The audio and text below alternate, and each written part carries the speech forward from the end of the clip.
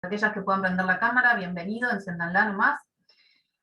Bueno, bienvenidos y bienvenidas. Mi nombre es Andrea Ballerini, yo soy profesora de la Universidad Pedagógica Nacional, además soy coordinadora del área de la formación general.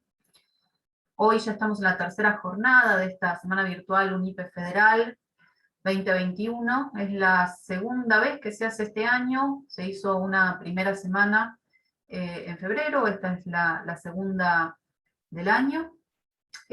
No sé, Martín, perdóname, antes de que siga con la presentación, no sé si vamos a grabar. Sí, se está grabando, ¿no? ¿Ya? Se está grabando. Ah, perfecto, perfecto, listo. Sí. Bueno, bien.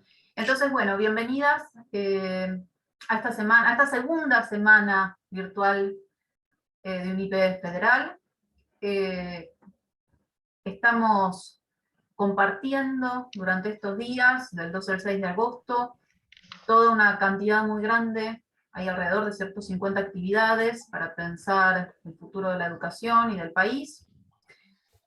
Todas estas actividades son de acceso libre y gratuito, así que los invitamos a compartir esta información para que cualquier persona que esté interesada en estos temas pueda acercarse, dado que es virtual y dado que es gratuito, digamos, son dos requisitos muy valiosos en esta época. Las actividades que se desarrollan en esta semana incluyen debates, conferencias, talleres, presentaciones de libros, ¿sí? Son muy variadas, y creo que en general, que todas muy interesantes, aportan muchas ideas, muchas miradas para pensar la educación en la Argentina. Bien, nosotros, en tanto docentes del área de la formación general de la UNIPE, hemos propuesto toda una serie de talleres que están a cargo de los profesores y de las profesoras que habitualmente dan las clases en las distintas carreras que UNIPE ofrece a la comunidad. El taller que ahora les presento, ¿Puede filosofar el subalterno? Reflexiones a partir del canon filosófico latinoamericano, está a cargo del profesor Martín Forciniti. Martín es profesor de filosofía por la Universidad de Buenos Aires, además es diplomado en Filosofía de la Liberación por la Universidad Nacional de Jujuy, es doctorando en Filosofía también por la Universidad de Buenos Aires. Además, se dedica a la docencia en distintas universidades, en la Universidad de Buenos Aires, en la Universidad Pedagógica Nacional y en el Instituto Universitario Nacional de Derechos Humanos Madre de Plaza de Mayo. En el área de la investigación se dedica especialmente a los campos de la filosofía antigua y de la filosofía latinoamericana. En el taller que Martín propone, cito, ¿sí? Martín nos propone reflexionar, ahora sí cito, en torno a la pregunta de qué es la filosofía a partir de una serie de textos latinoamericanos emblemáticos de los siglos XIX, XX y XXI. En dichas fuentes se encuentran diversas posturas acerca de qué es, qué debería ser o sobre qué debería tratar una filosofía latinoamericana. Ahora bien, en cada caso es posible identificar que lo que se entiende por filosofía no es lo mismo. Encontraremos así concepciones de la filosofía como disciplina, como saber universal, como crítica, como instrumento para la resolución de cuestiones urgentes o sintomáticas, etc. Bueno, ahora sí, basta de introducciones. Le cedo la palabra a Martín. Bueno, muchas gracias, Andrea. Bienvenidas, bienvenidos todos y todas. Bueno, como comentaba Andrea, la propuesta es explorar un poco algunos textos emblemáticos de filosofía latinoamericana o de pensamiento latinoamericano. Es una discusión que siempre se desarrolla, posiblemente tengamos oportunidad de abordarla, y sobre esa base reflexionar un poco no solo sobre la filosofía latinoamericana, sino sobre la filosofía en general, ¿sí? La dinámica que les voy a proponer es básicamente dialogada. Voy a hacer una pequeña exposición, una introducción del problema, pero bueno, me gustaría que pensemos conjuntamente, porque bueno, parte de la filosofía también, por lo menos como yo la entiendo, está fundamentalmente anclada en el diálogo, y me gustaría ver cuáles son las opiniones de ustedes al respecto de esto. Y básicamente, como les decía, voy a hacer una pequeña presentación, después vamos a leer algunos fragmentos de estos textos que seleccioné. Si pudieron ver ahí el programita o la propuesta en detalle, hay una bibliografía bastante extensa, no nos vamos a meter en cada uno de esos textos que les detallé, voy a elegir algunos específicamente, que me parece que son los más ricos, los más problemáticos, y bueno, después haremos un balance de lo que haya surgido en la discusión y en el análisis conjunto al respecto de qué consecuencias tiene lo que hayamos discutido para la filosofía latinoamericana en particular y para la filosofía en general, ¿sí? En último término, el horizonte es la pregunta por la filosofía a través de la pregunta por la filosofía latinoamericana, ¿sí? Bueno, entonces, si les parece, paso a compartir rápidamente el planteo de este problema, ¿sí? A ver, ahí vamos. ¿Se ve ahí? Sí.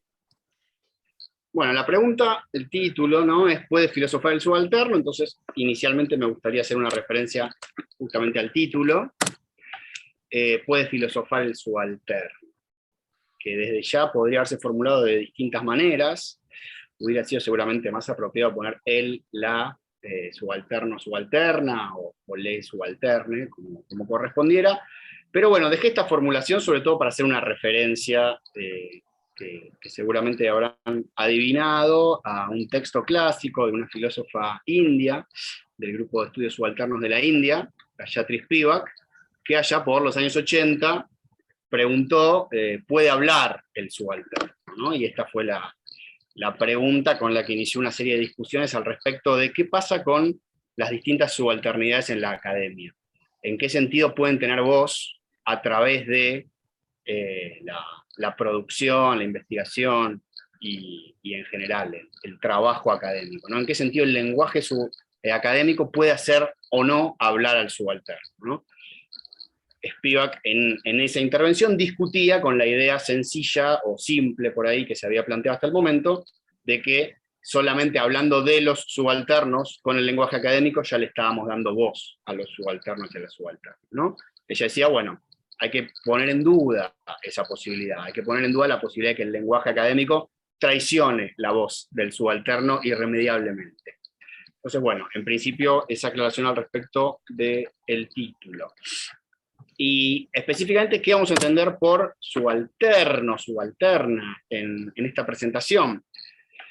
Se puede entender de muchas maneras. De hecho, este grupo de estudios al que yo les hacía referencia, que popularizó la subalternidad como concepto, básicamente lo planteaba como aquello que no es la élite, ¿no? Bueno, no voy a tomar ese sentido de subalternidad necesariamente. En este caso voy a tomar a los y las latinoamericanos y latinoamericanas como subalternos. ¿Subalternos en qué sentido? En una posición de subalternidad a la hora de producir filosofía, ¿sí? En el sentido de que usualmente el locus, el lugar canónico de la filosofía, como supongo que sabremos todos y todas, es Europa. Y en ese sentido, ya hablar de hacer filosofía en cualquier otro lado que no sea Europa, y más aún en el sur, ¿sí? En cualquier lado del sur global, siempre supone una pregunta que se ha hecho, no estoy inventando la pregunta, ¿no? Es una pregunta que tiene una larga tradición. Y filosofar, podríamos ir cambiando los verbos, ¿no? Como le decía, Spivak preguntaba por el hablar, hay quienes se han preguntado si puede pensar, el subalterno, si tiene alma, bueno, depende de la época en la que nos situemos de los estudios latinoamericanos, o subalternos en general, seguramente encontraremos distintas preguntas acerca de las capacidades, ¿no? De los y las subalternas y subalternos. Con lo cual, bueno, la pregunta va por ese lado, ¿sí? Por entender al subalterno en este caso como aquel o aquella que se encuentra en Latinoamérica, en la región que conocemos como Latinoamérica. No vamos a discutir qué es Latinoamérica, eso es para otro taller. Y pensar que su posición de subalternidad tiene que ver con esto, con el hecho de estar en un territorio que es un territorio postcolonial, un territorio previamente colonizado, y cuya capacidad para producir distintos tipos de conocimiento a la altura de Europa se ha puesto en duda sintomática y sistemáticamente a lo largo de su historia. En ese sentido, vamos a entender subalterno. Saldado esto, ¿qué es filosofar? Eso nos quedará para el final, ¿sí? Para el final del taller, ahí pensaremos en qué se entiende por filosofía, y la idea es hacer, como les decía, un recorrido de distintos textos que aborden este problema. Ahora, la pregunta contiene para mí dos tipos de preguntas incluidas. Por un lado, la pregunta de si existe la filosofía latinoamericana, entendiendo subalterno como latinoamericano, ¿no? Como les decía antes. Si existe la filosofía latinoamericana. ¿Qué es esta pregunta? Bueno, al respecto de si ha habido filosofía latinoamericana o no, si ha habido filosofía que se puede denominar latinoamericana. Es una pregunta que, como les digo, tiene una larga tradición, tuvo una época en la cual fue planteada con mucho énfasis en la región, entre fines de los 60 y principios de los años 70, y sobre ella han habido distintos tipos de respuestas. Para mí hay dos grandes respuestas. Pero bueno, dentro de la idea de la pregunta de si puede filosofar el subalterno, una de las preguntas que están subsumidas en esa pregunta mayor es si existe la filosofía latinoamericana, ¿no? Una de las cuestiones que habría que dilucidar. Sobre esto hay dos tipos de respuestas, muy rápidamente. Una respuesta connotativa, que dice sí existe, es esta, ¿no? O existió, y es aquella. Y después respuestas más programáticas, que son no existe, pero va a existir o podría existir en un futuro. ¿Sí? Es decir, nadie dice no existe y no puede existir, ¿no? Por lo menos habría que buscar ese límite de las posibilidades de resolución de la pregunta, pero en general, en lo que yo conozco, las respuestas son de este tipo. Decir que sí, que ya existe y está en tal autor, caso, o lo que fuera, y decir no existe aún, pero para que exista debería pasar tal cosa. Creo que los textos que vamos a trabajar se pueden meter en estos dos grupos y se pueden ordenar en cualquiera de estos dos tipos de respuestas. Digo, y si la pregunta ¿puede filosofar el subalterno? Incluye, de alguna manera, la pregunta ¿existe la filosofía latinoamericana? También incluye otra subpregunta, que es, ¿constituye la subalternidad un obstáculo para hacer filosofía? Son dos preguntas distintas, ¿no? Si hay filosofía en Latinoamérica, y si hay algo que el subalterno, por su subalternidad, posee como una especie de tara, obstáculo, límite, para ponerse a filosofar. Como les digo, podríamos agregar una tercera dimensión, que es la filosofía, ¿no? Que bueno, sobre esa dimensión incluir esta pregunta, intentaremos pronunciarnos hacia el final del taller. Entonces, esta es la dimensión problemática que quiero que abordemos en lo que sigue. Y básicamente, digo, si está más o menos esto claro, pasaríamos a ver un poquito los textos que tenía para compartirles. Antes de eso, ¿alguna consulta, alguna intervención, algo que si quieren comentar de sus experiencias o conocimientos de haber transitado alguno de estos interrogantes o haber leído algo al respecto de esto que les parezca que vale la pena mencionar?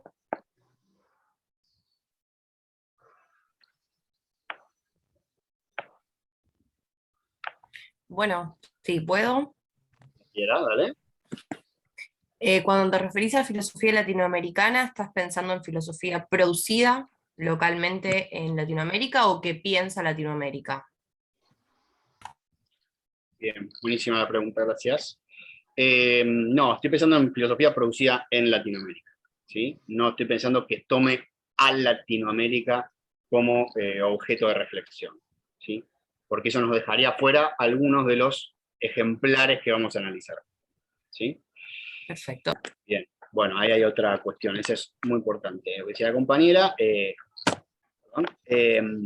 la pregunta por si existe la filosofía latinoamericana muchas veces se ha desglosado a su vez en esas distinciones al respecto de si es filosofía en Latinoamérica, si es filosofía sobre Latinoamérica, si es filosofía desde Latinoamérica para el mundo, etc. Así que, bien, en ese sentido, actuando en el sentido más amplio posible, ¿no? La filosofía, entiéndase como se entienda, producida en Latinoamérica. Buenísimo, gracias. ¿Algo más? Bueno, seguimos entonces. Como les decía, la idea es interrogar a los textos con estas dos preguntas. La pregunta madre del taller, es decir, preguntarle al texto si el texto asume que puede filosofar el subalterno, si el texto afirma esto, y después darle una vueltita más de tuerca al análisis del texto y ver qué se entiende por filosofía en cada una de estas respuestas que se ofrecen en los textos, ¿sí? Que entiende por filosofía el primero, el segundo, el tercero, y así. Después de esto pasaríamos ya a hacer este balance que les propongo. Así que voy a dejar de compartir esto y les voy a compartir ahora el texto. Por favor, interrúmpame si hay dudas, si hay consultas. Como les decía, la idea es que si tienen ganas de participar, que sea lo más dialogado posible. Así que siéntanse libres de hacerlo. Bueno, a ver, vamos con los textos.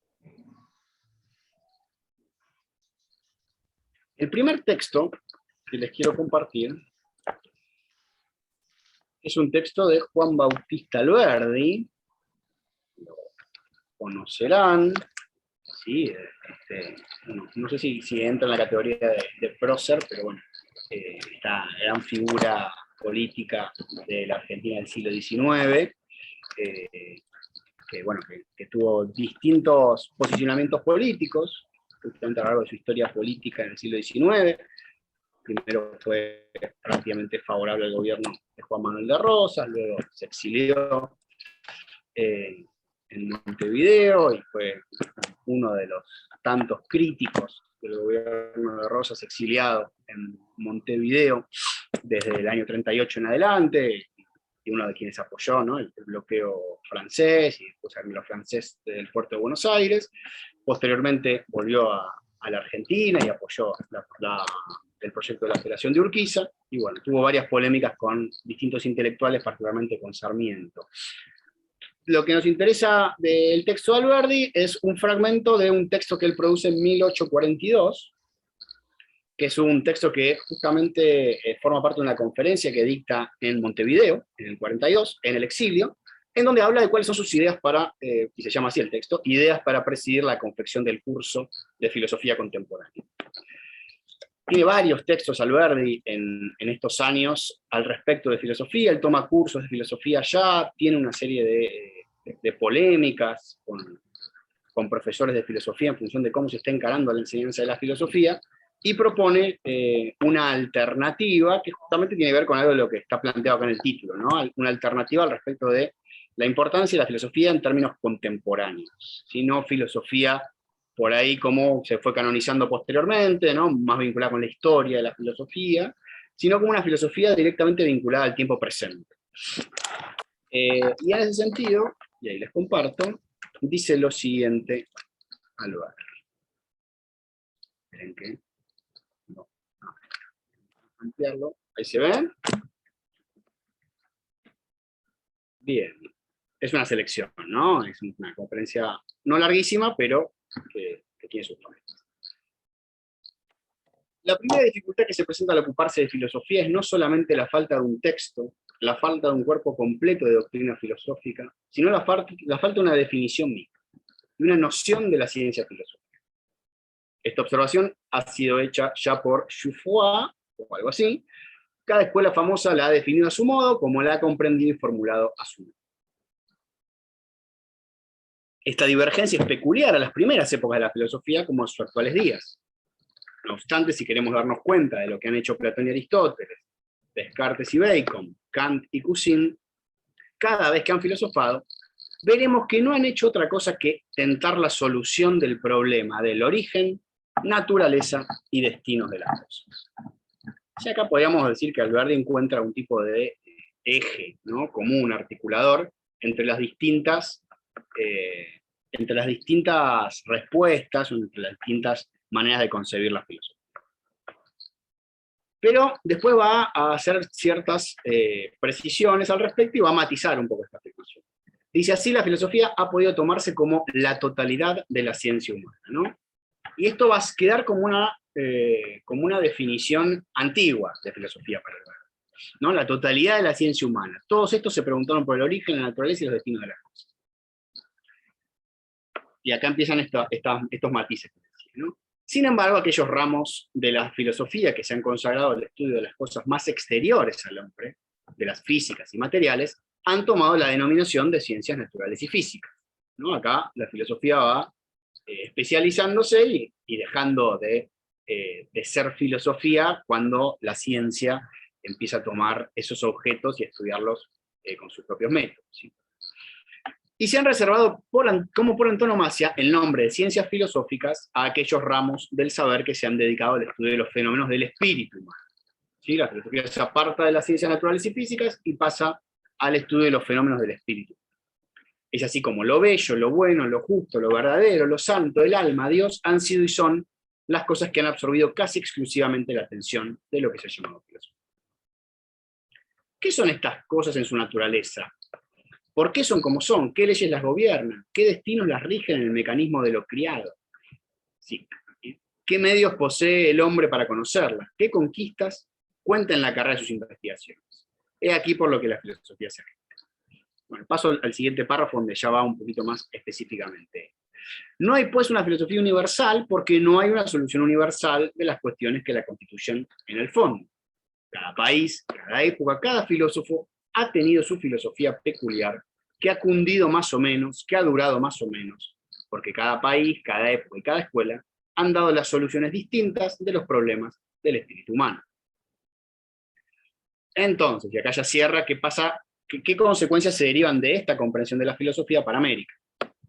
Vamos a estudiar filosofía, evidentemente, pero a fin de que este estudio, por lo común tan estéril, ¿no? Una clásica acusación a la filosofía, ¿no? De la inutilidad, nos trae alguna ventaja positiva, vamos a estudiar, como hemos dicho, no la filosofía en sí, no la filosofía aplicada al mecanismo de las sensaciones, no la filosofía aplicada a la teoría de las ciencias humanas, sino la filosofía aplicada a los objetos de un interés más inmediato para nosotros. En una palabra, la filosofía de nuestra industria, la filosofía política, perdón, la filosofía de nuestra industria y riqueza, la filosofía de nuestra literatura, la filosofía de nuestra religión y nuestra historia. Fíjense que empezó una concepción de filosofía como totalidad de ciencia humana, después la especificó más como filosofía dedicada al estudio, como ciencia, perdón, dedicada al estudio del espíritu humano, y ahora más específicamente a la filosofía política, filosofía de industria y riqueza, filosofía de literatura, filosofía de religión e historia. Y acá sí la conclusión. En América no es admisible la filosofía en otro carácter. Si es posible decirlo, la América practica lo que piensa la Europa. Se deja ver bien claramente que el rol de la América en los trabajos actuales de la civilización del mundo es del todo positivo y de aplicación. Positivo en el sentido que lo va a entender el positivismo, ¿no? En el sentido de concreto, ¿no? De que se dedica a aquello que es lo puntual y lo concretamente existente. La abstracción pura, la metafísica en sí, no echa las raíces en América. Y los Estados Unidos del Norte han hecho ver que no es verdad que sea indispensable de anterioridad de un desenvolvimiento filosófico para conseguir un desenvolvimiento político y social. Ellos han hecho un orden social nuevo y no lo han debido a la metafísica. No hay pueblo menos metafísico en el mundo que los Estados Unidos y que más materiales de especulación sugiera a los pueblos filosóficos con sus admirables adelantos prácticos. Entonces ahí cierra Alberdi su intervención de 1840, ¿no? Entonces, pregunta, ¿no? ¿Qué dice Alberdi al respecto de si puede filosofar el subalterno? ¿Qué les parece? Si no, blanco negro.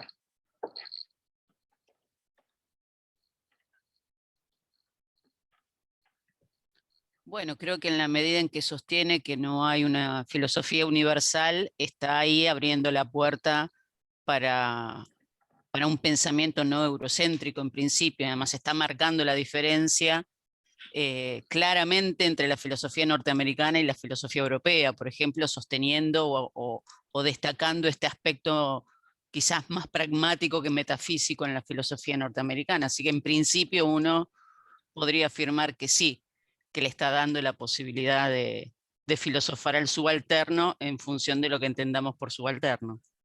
Perfecto. Bien, en función de lo que entendamos por subalterno, y asumiendo, si asumimos o si aceptamos esta premisa que les comentaba al principio, gracias Mónica por la intervención, esta premisa de pensar a Latinoamérica como subalterna, o en posición subalterna en relación a Europa a la hora de sus credenciales para producir filosofía. Bueno, tal cual. Como dice la compañera, se puede asumir que responde afirmativamente a la pregunta, y en ese sentido, la siguiente pregunta sería, ¿qué está entendiendo, ¿no?, por filosofía?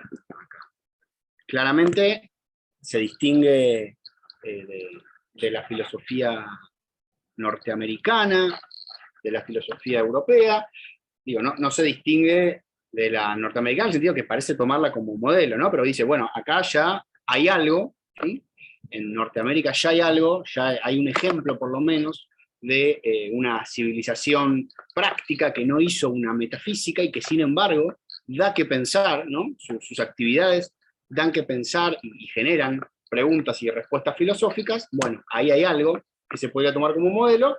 No se debería tomar como modelo entonces necesariamente la concepción más propiamente nacida en Europa de la necesidad de una previa metafísica, ¿no?, o de un pensamiento más fundamental, ahora podríamos decir ontológico, para sobre esa base abordar lo político, lo ético, lo más práctico, como decía, ¿no?, la filosofía de la industria, de la literatura, del arte en general, de la historia, etc. Digo, ¿qué está entendiendo por filosofía acá? ¿Cuál es la concepción de filosofía? ¿Cómo podríamos formular?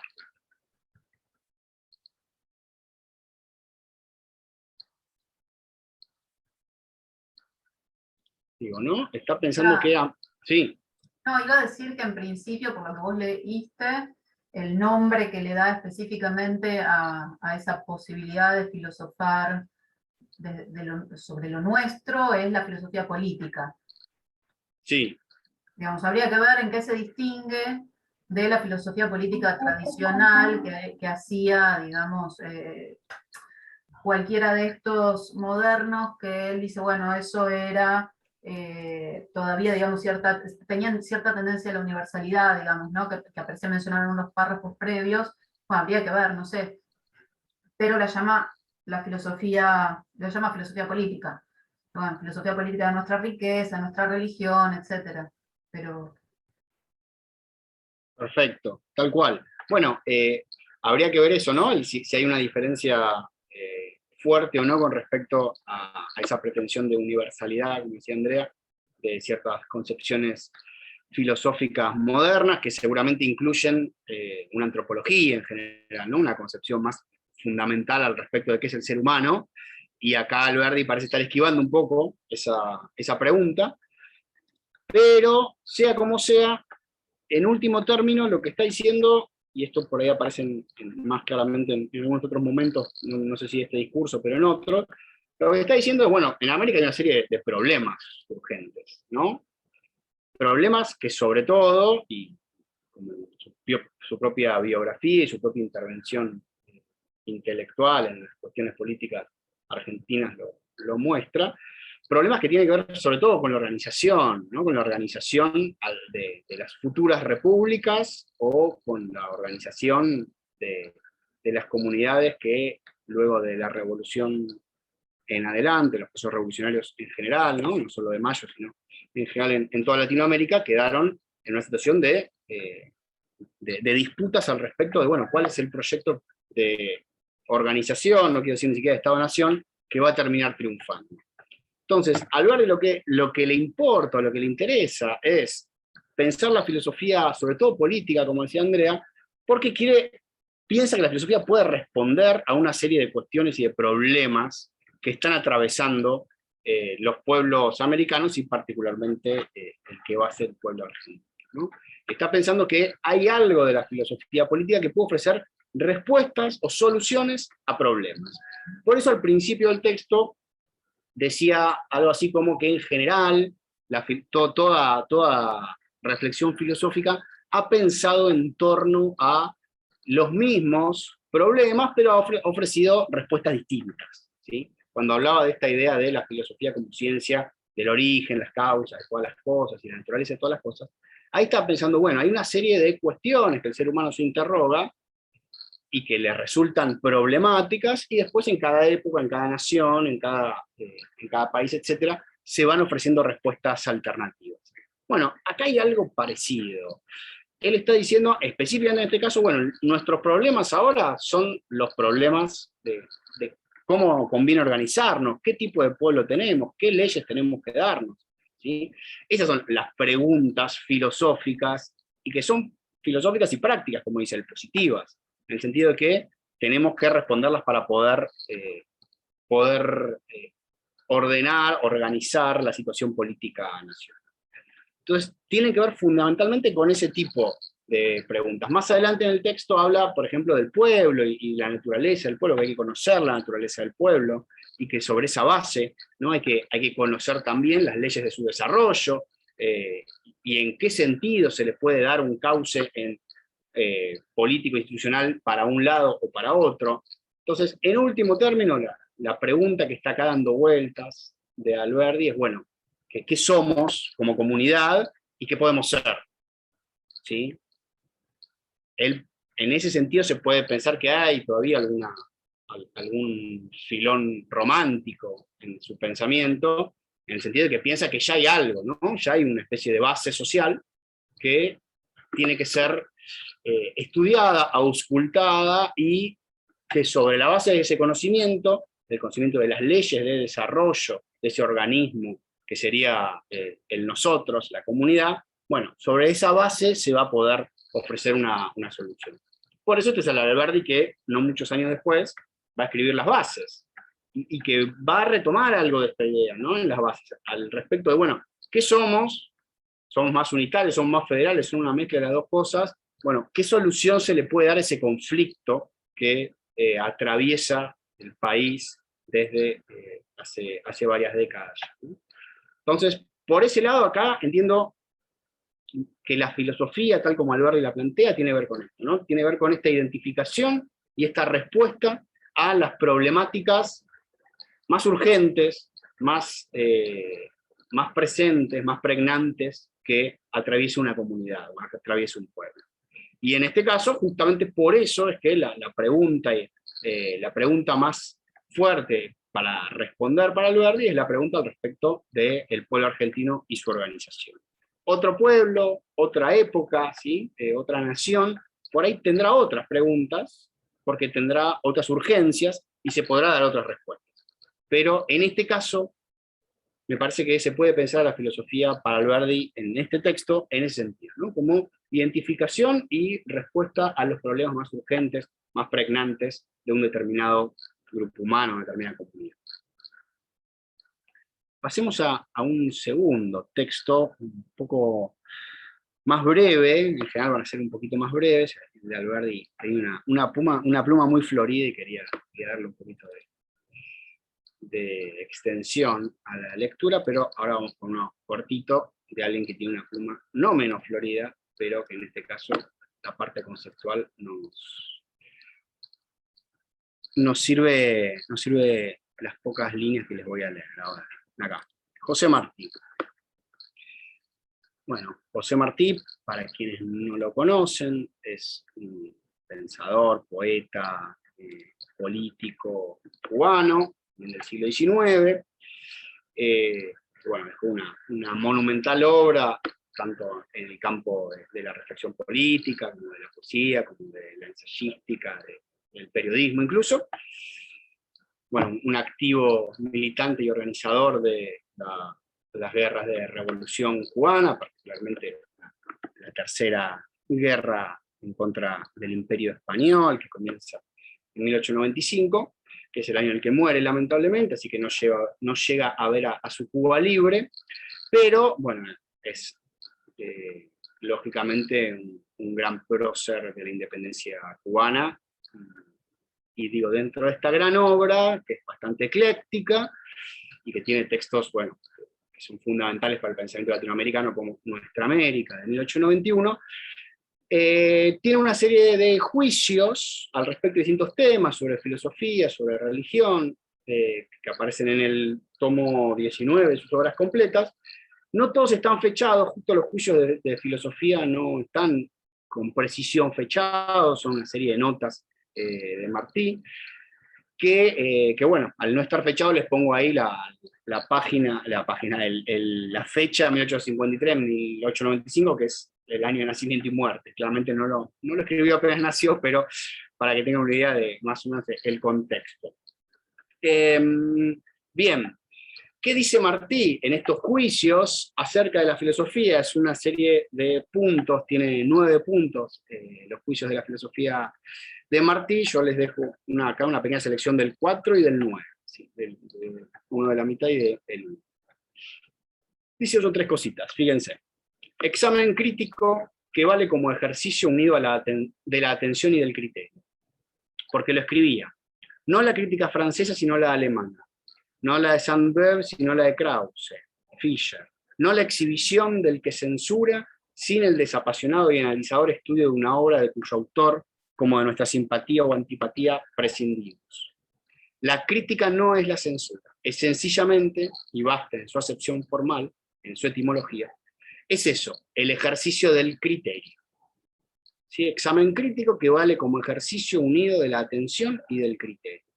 ¿Sí? No la crítica francesa, no la alemana, no la exhibición del que censura. ¿Sí? La crítica no es la censura, es el ejercicio del criterio. Se dice por los hombres perezosos, se dice por los espíritus temerosos, que no convienen a pueblos nacientes conocimientos de este género, que podría llamarse de acabamiento y perfilamiento del espíritu. Y acá está el elemento para anclar su reflexión a Latinoamérica, ¿no? No conviene, dicen algunos, los hombres perezosos, a pueblos nacientes como los latinoamericanos, conocimientos de este género, ¿no? Que podría llamarse de acabamiento y perfilamiento del espíritu. Eso, dicen, no es una droga y no se vende. No es, pues, útil, como la farmacia. Nuevamente la cuestión de la inutilidad de la filosofía, ¿no? Ese topos. No es una yerba y no sana. No es, pues, útil como la medicina. No es una ley, no se dice en latín, no se aplica el tiempo de Alfonso el Sabio a los pueblos de Bolívar.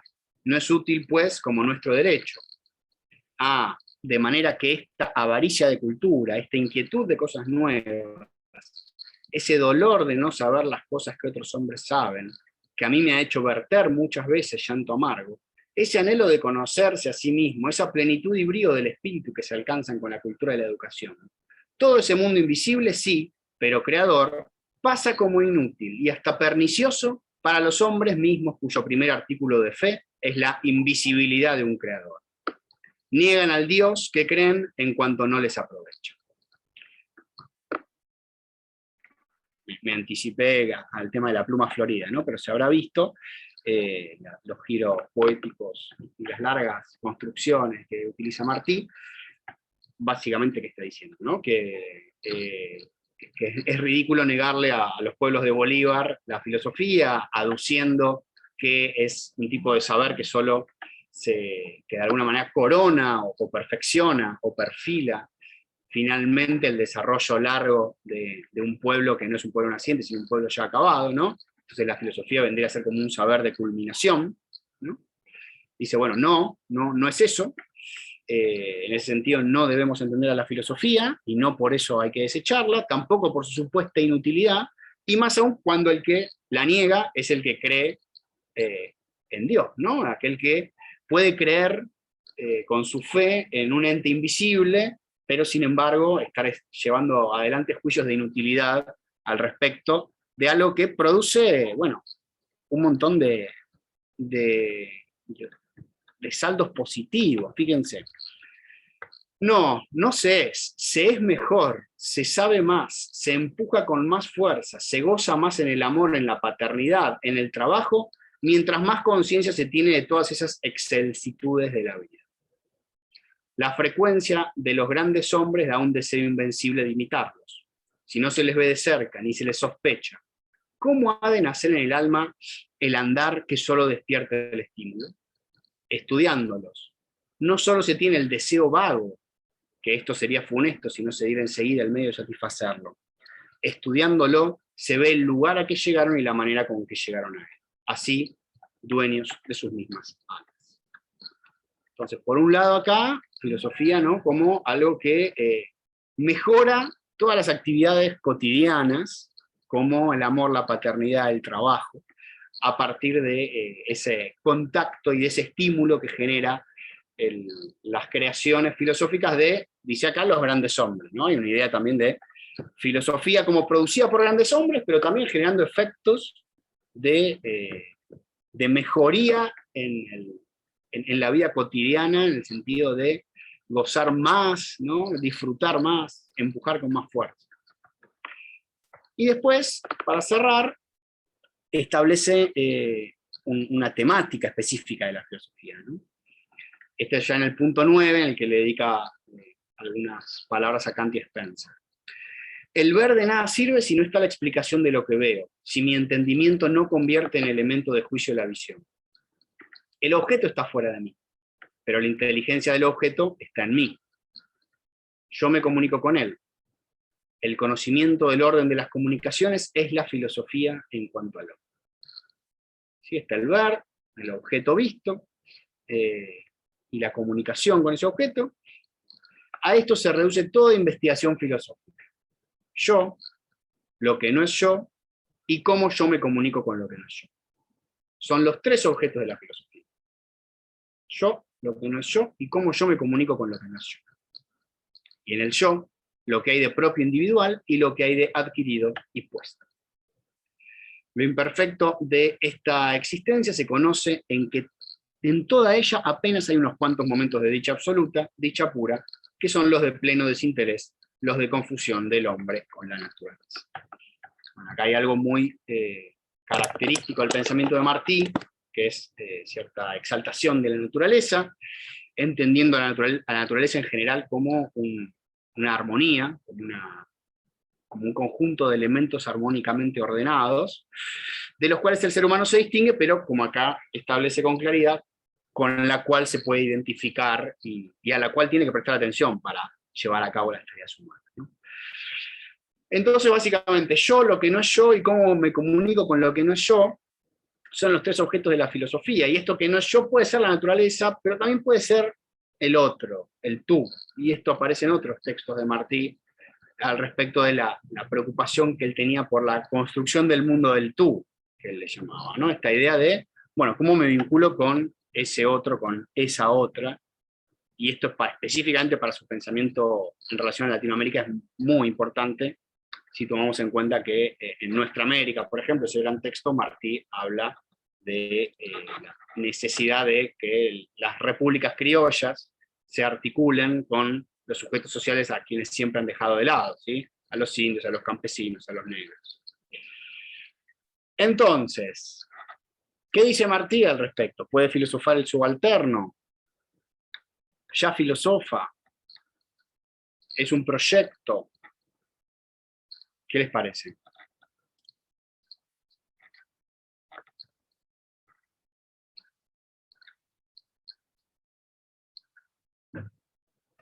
Y bueno, me parece que hay ¿no? Como ya hay un filosofar que él pone en práctica, y hay además una crítica que está haciendo, ¿no? Al rol de la subalternidad y de mantener en la subalternidad al latinoamericano con estas críticas de lo que se exporta, ¿no? De la farmacia, de la medicina, de las leyes, como en esta conformación de los estados nacionales, todo lo que sí se le da a Latinoamérica y cómo se le niega la posibilidad de crear pensamiento filosófico, ¿no? Ahí habría como una crítica al eurocentrismo, me parece, o justamente al lugar de subalternidad del que decías hace un rato del pensamiento latinoamericano. Bueno, genial, entonces sí, ¿no? Claramente, igual se había anticipado que todos decían que sí, habría que ver en qué medida dicen que sí, ¿no?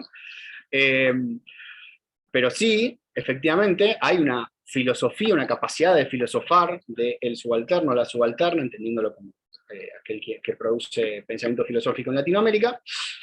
Y creo que es importante esto que distingue a Schelin, porque genera ahí una contraposición con lo que era la postura de Alberdi en este caso, ¿no? Alberdi también decía que la filosofía no era inútil, que podía ser práctica, pero daba con claridad una serie de objetos del pensamiento filosófico que tenían que ver directamente con lo práctico político inmediatamente útil para los pueblos latinoamericanos. En este caso, Martí parece que habla de una utilidad también, pero mucho más difusa y más vinculada con el individuo y lo interpersonal, si queremos llevarlo a lo comunitario, que yo creo que se puede interpretar por ese lado, o el vínculo individuo-naturaleza, también, que eso está un poco más explícito en el texto, pero no está hablando específicamente de que la filosofía va a aportar la solución a la organización política, ¿no? Y no está hablando que la filosofía es la herramienta de la revolución cubana, en este caso de la emancipación cubana.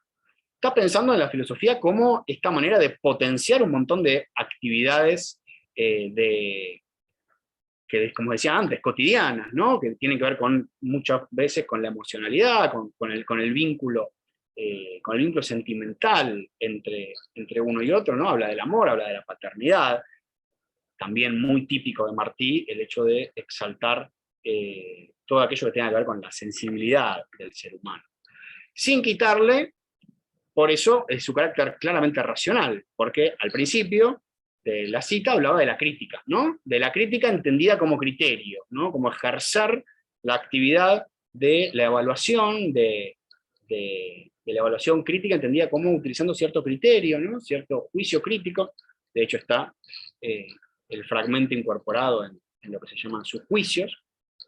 Y entonces en ese sentido también hay una especie de anclaje racional, no meramente emotivo, lógicamente, de la filosofía, sino todo lo contrario.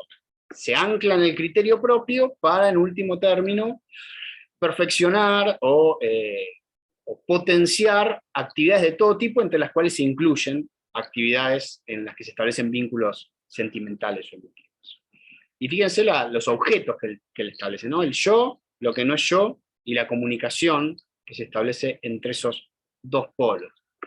Desde ya esto lo podríamos llevar a algún lugar político, porque la comunidad es eso, ¿no? También para Martí es una sucesión de vínculos afectivos, ¿no? Es también una totalidad que para él debe ser armónica y debe estar guiada por vínculos de fraternidad, de amor, de solidaridad. Son todos valores que Martí rescata para las futuras repúblicas. Entonces, acá hay, en esta idea del yo, el tú o el no yo, y la comunicación entre los dos polos, hay, en el fondo, una preocupación que podríamos decir que es ética, ¿no? Que tiene que ver con ese vínculo interpersonal.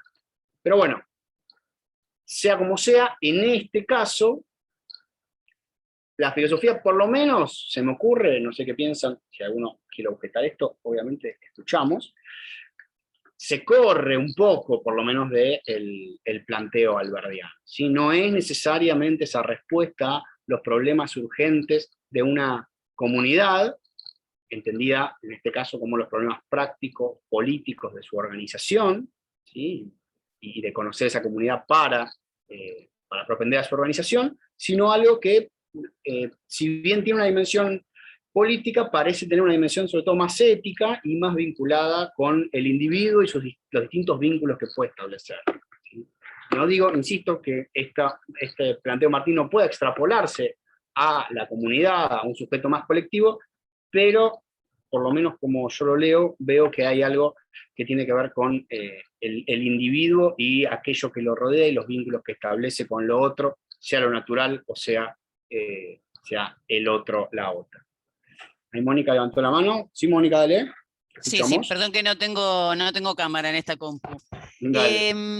Si no me deliro demasiado, ¿podríamos suponer que hay de alguna manera una suerte de contestación a cierto prejuicio emanado de esta idea de minoría de edad que aplicaría directamente sobre el subalterno? Esto de, bueno, crítica no es censura en algún punto. Lo que nos está diciendo, bueno, la crítica no es censura, la crítica es criterio, es capacidad de raciocinio, capacidad de pensar, y de alguna manera nosotros como latinoamericanos también tenemos esa capacidad de pensamiento y de producir cosas excelsas como las que ustedes pueden producir. Digo, en esta idea incluso de ese yo, no yo, que si lo tomamos desde una perspectiva más cartesiana, lo opuesto al sujeto es el objeto, ¿no? No es una alteridad o una otredad con carácter de sujeto también en un sentido distinto de lo diverso, ¿no es cierto? Entonces, daría la impresión, no sé si ya me enrosco demasiado, que le está dando ahí como diciendo, bueno, nosotros no estamos en condición de minoría de edad, no somos el bello sexo, que no podemos pensar por nuestros propios medios, y necesitamos del tutelaje de Europa que nos habilite o no a pensar. Eso. Perdón si me Buenísimo. voy mucho de guión, ¿eh? No, por favor, gracias. Bueno, gracias, Mónica. Yo creo que sí, yo coincido, en parte porque me parece que va en línea directamente con lo que es la postura de Martí, como le decía, en textos más canónicos y conocidos como Nuestra América, en donde habla justamente en contra, ¿no?, de esta idea de o de minoría de edad o de barbarie, ¿no?, directamente asociada a los pueblos latinoamericanos. Así que eso entroncaría perfectamente con esto que planteaba Mónica. Y por otro lado, está entonces, lógicamente y explícitamente, podríamos decir, contraponiéndose a quienes asumen que esa minoría de edad o esa barbarie implica aplazar ciertas ocupaciones, ¿no?, y ciertas elucubraciones y ciertas disciplinas, aplazarlas para cuando se esté en esa mayoría de edad, para cuando el pueblo o los pueblos latinoamericanos se hayan desarrollado lo suficiente, ¿no?, para cuando hayan alcanzado ciertos perfiles más claros. Y de hecho lo decía ahí en el segundo párrafo, Martín, ¿no? Decía, bueno, los que dicen que la filosofía es solamente para aquellos que ya están completamente desenvueltos, perfilados, desarrollados, bueno, se equivocan, mienten, son perezosos en último término, porque no es necesario esperar a nada para filosofar. Así que sí, coincido plenamente. Parece que va por ahí. Bueno, ¿algo más con respecto de esto? Bueno, pasemos al siglo XX. Vamos viendo cuántos testimonios vemos por ahí, este y alguno más, y después hacemos el balance, así tampoco se nos extiende tanto. Como les dije, era muy ambicioso el proyecto original, pero bueno, vamos adecuándolo. A ver, ahora vamos al siglo XX y bastante mediados del siglo XX, un texto de Francisco Romero, ¿sí?, un filósofo emblemático de la Argentina. Ahora volvemos a la Argentina, y un texto dentro de su gran producción filosófica, en el cual él sanciona la llegada de una etapa de normalidad filosófica, no solo para la Argentina, sino para Iberoamérica en general, y esto me parece importante, ¿no? Es un texto de 1940, como dicen ahí.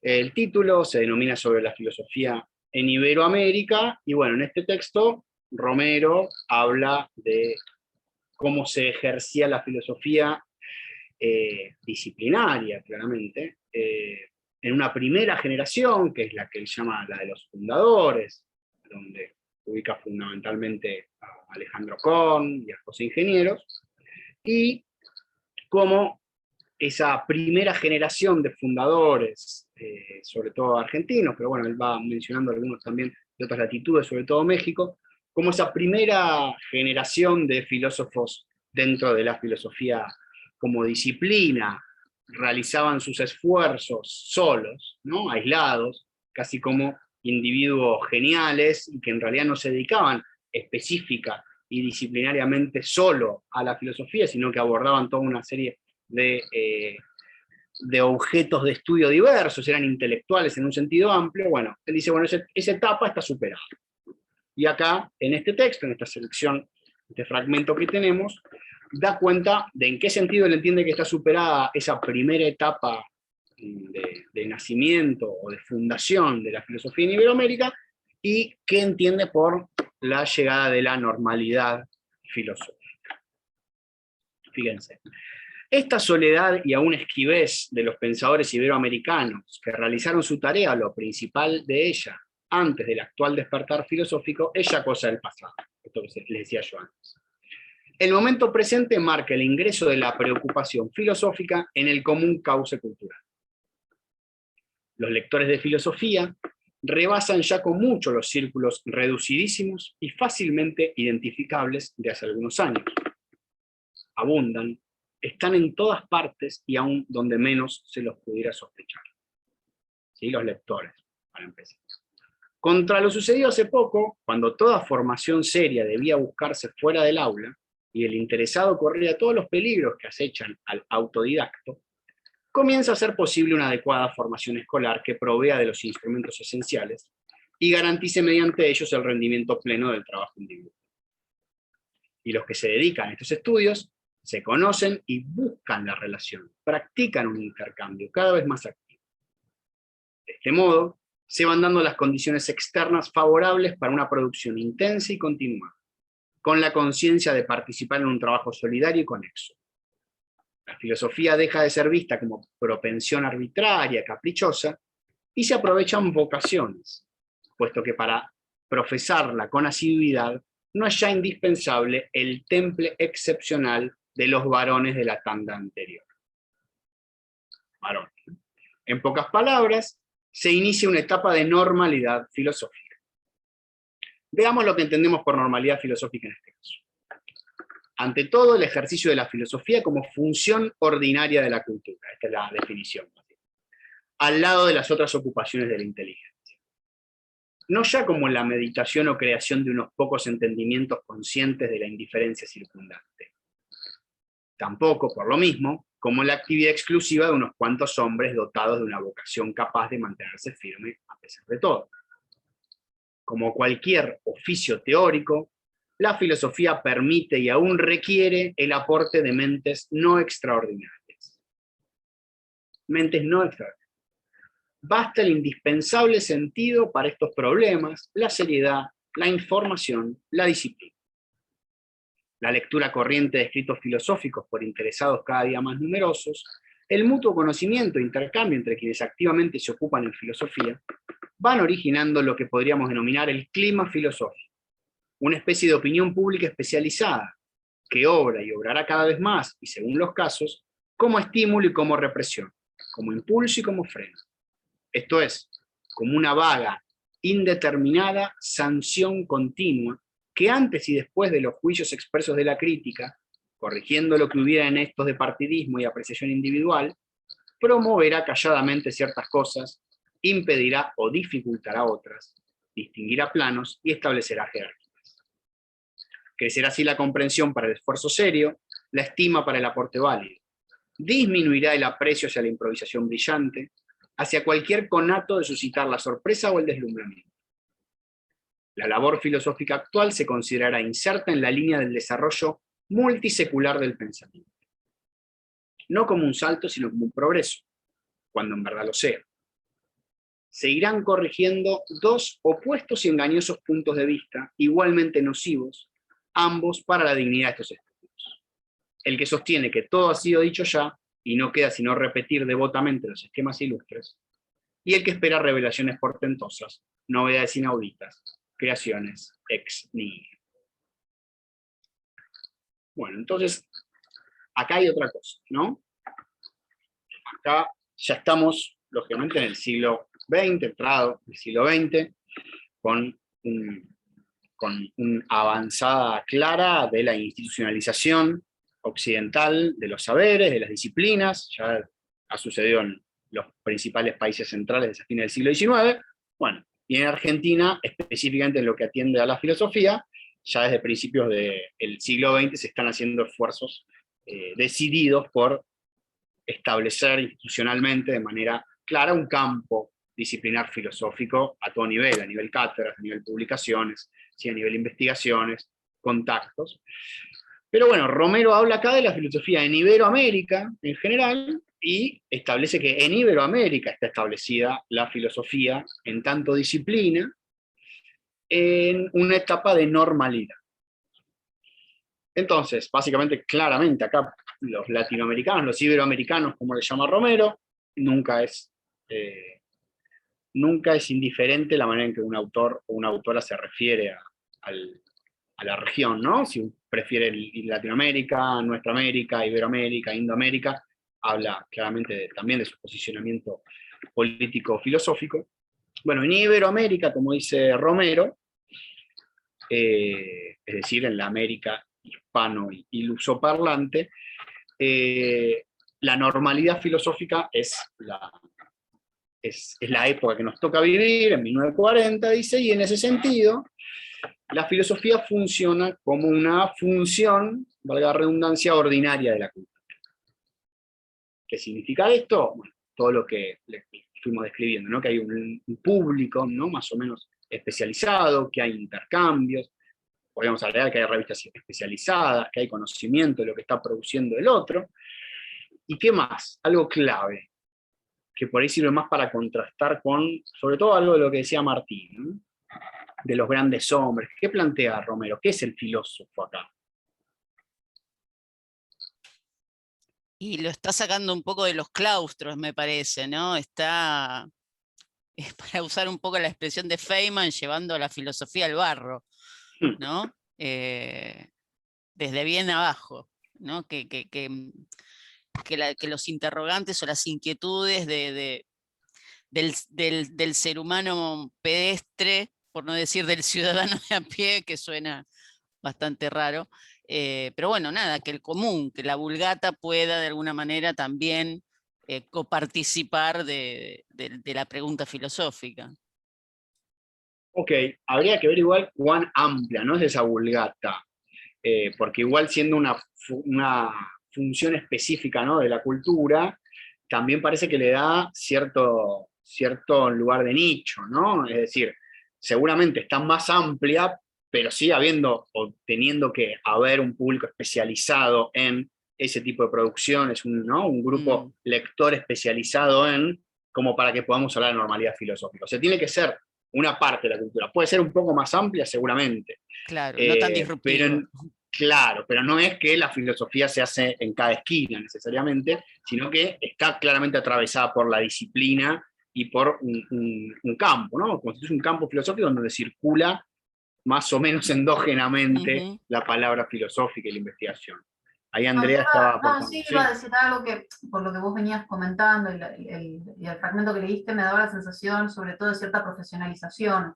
Digamos, bueno, es una disciplina, profesionales que se dedican a esto, que tienen un público formado, que intercambian sus saberes, sus conocimientos para producir, digamos, esta función ordinaria de la cultura como cualquier otra disciplina y profesión disciplinar en una universidad, etc.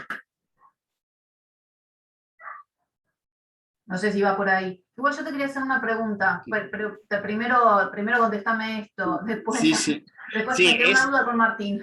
Sí, yo con Martín. Sí, con Martín, pero después. Yo coincido lo que mencionás de Romero, en el sentido sobre todo de que habla de una disciplina en la que hay obreros, ¿no?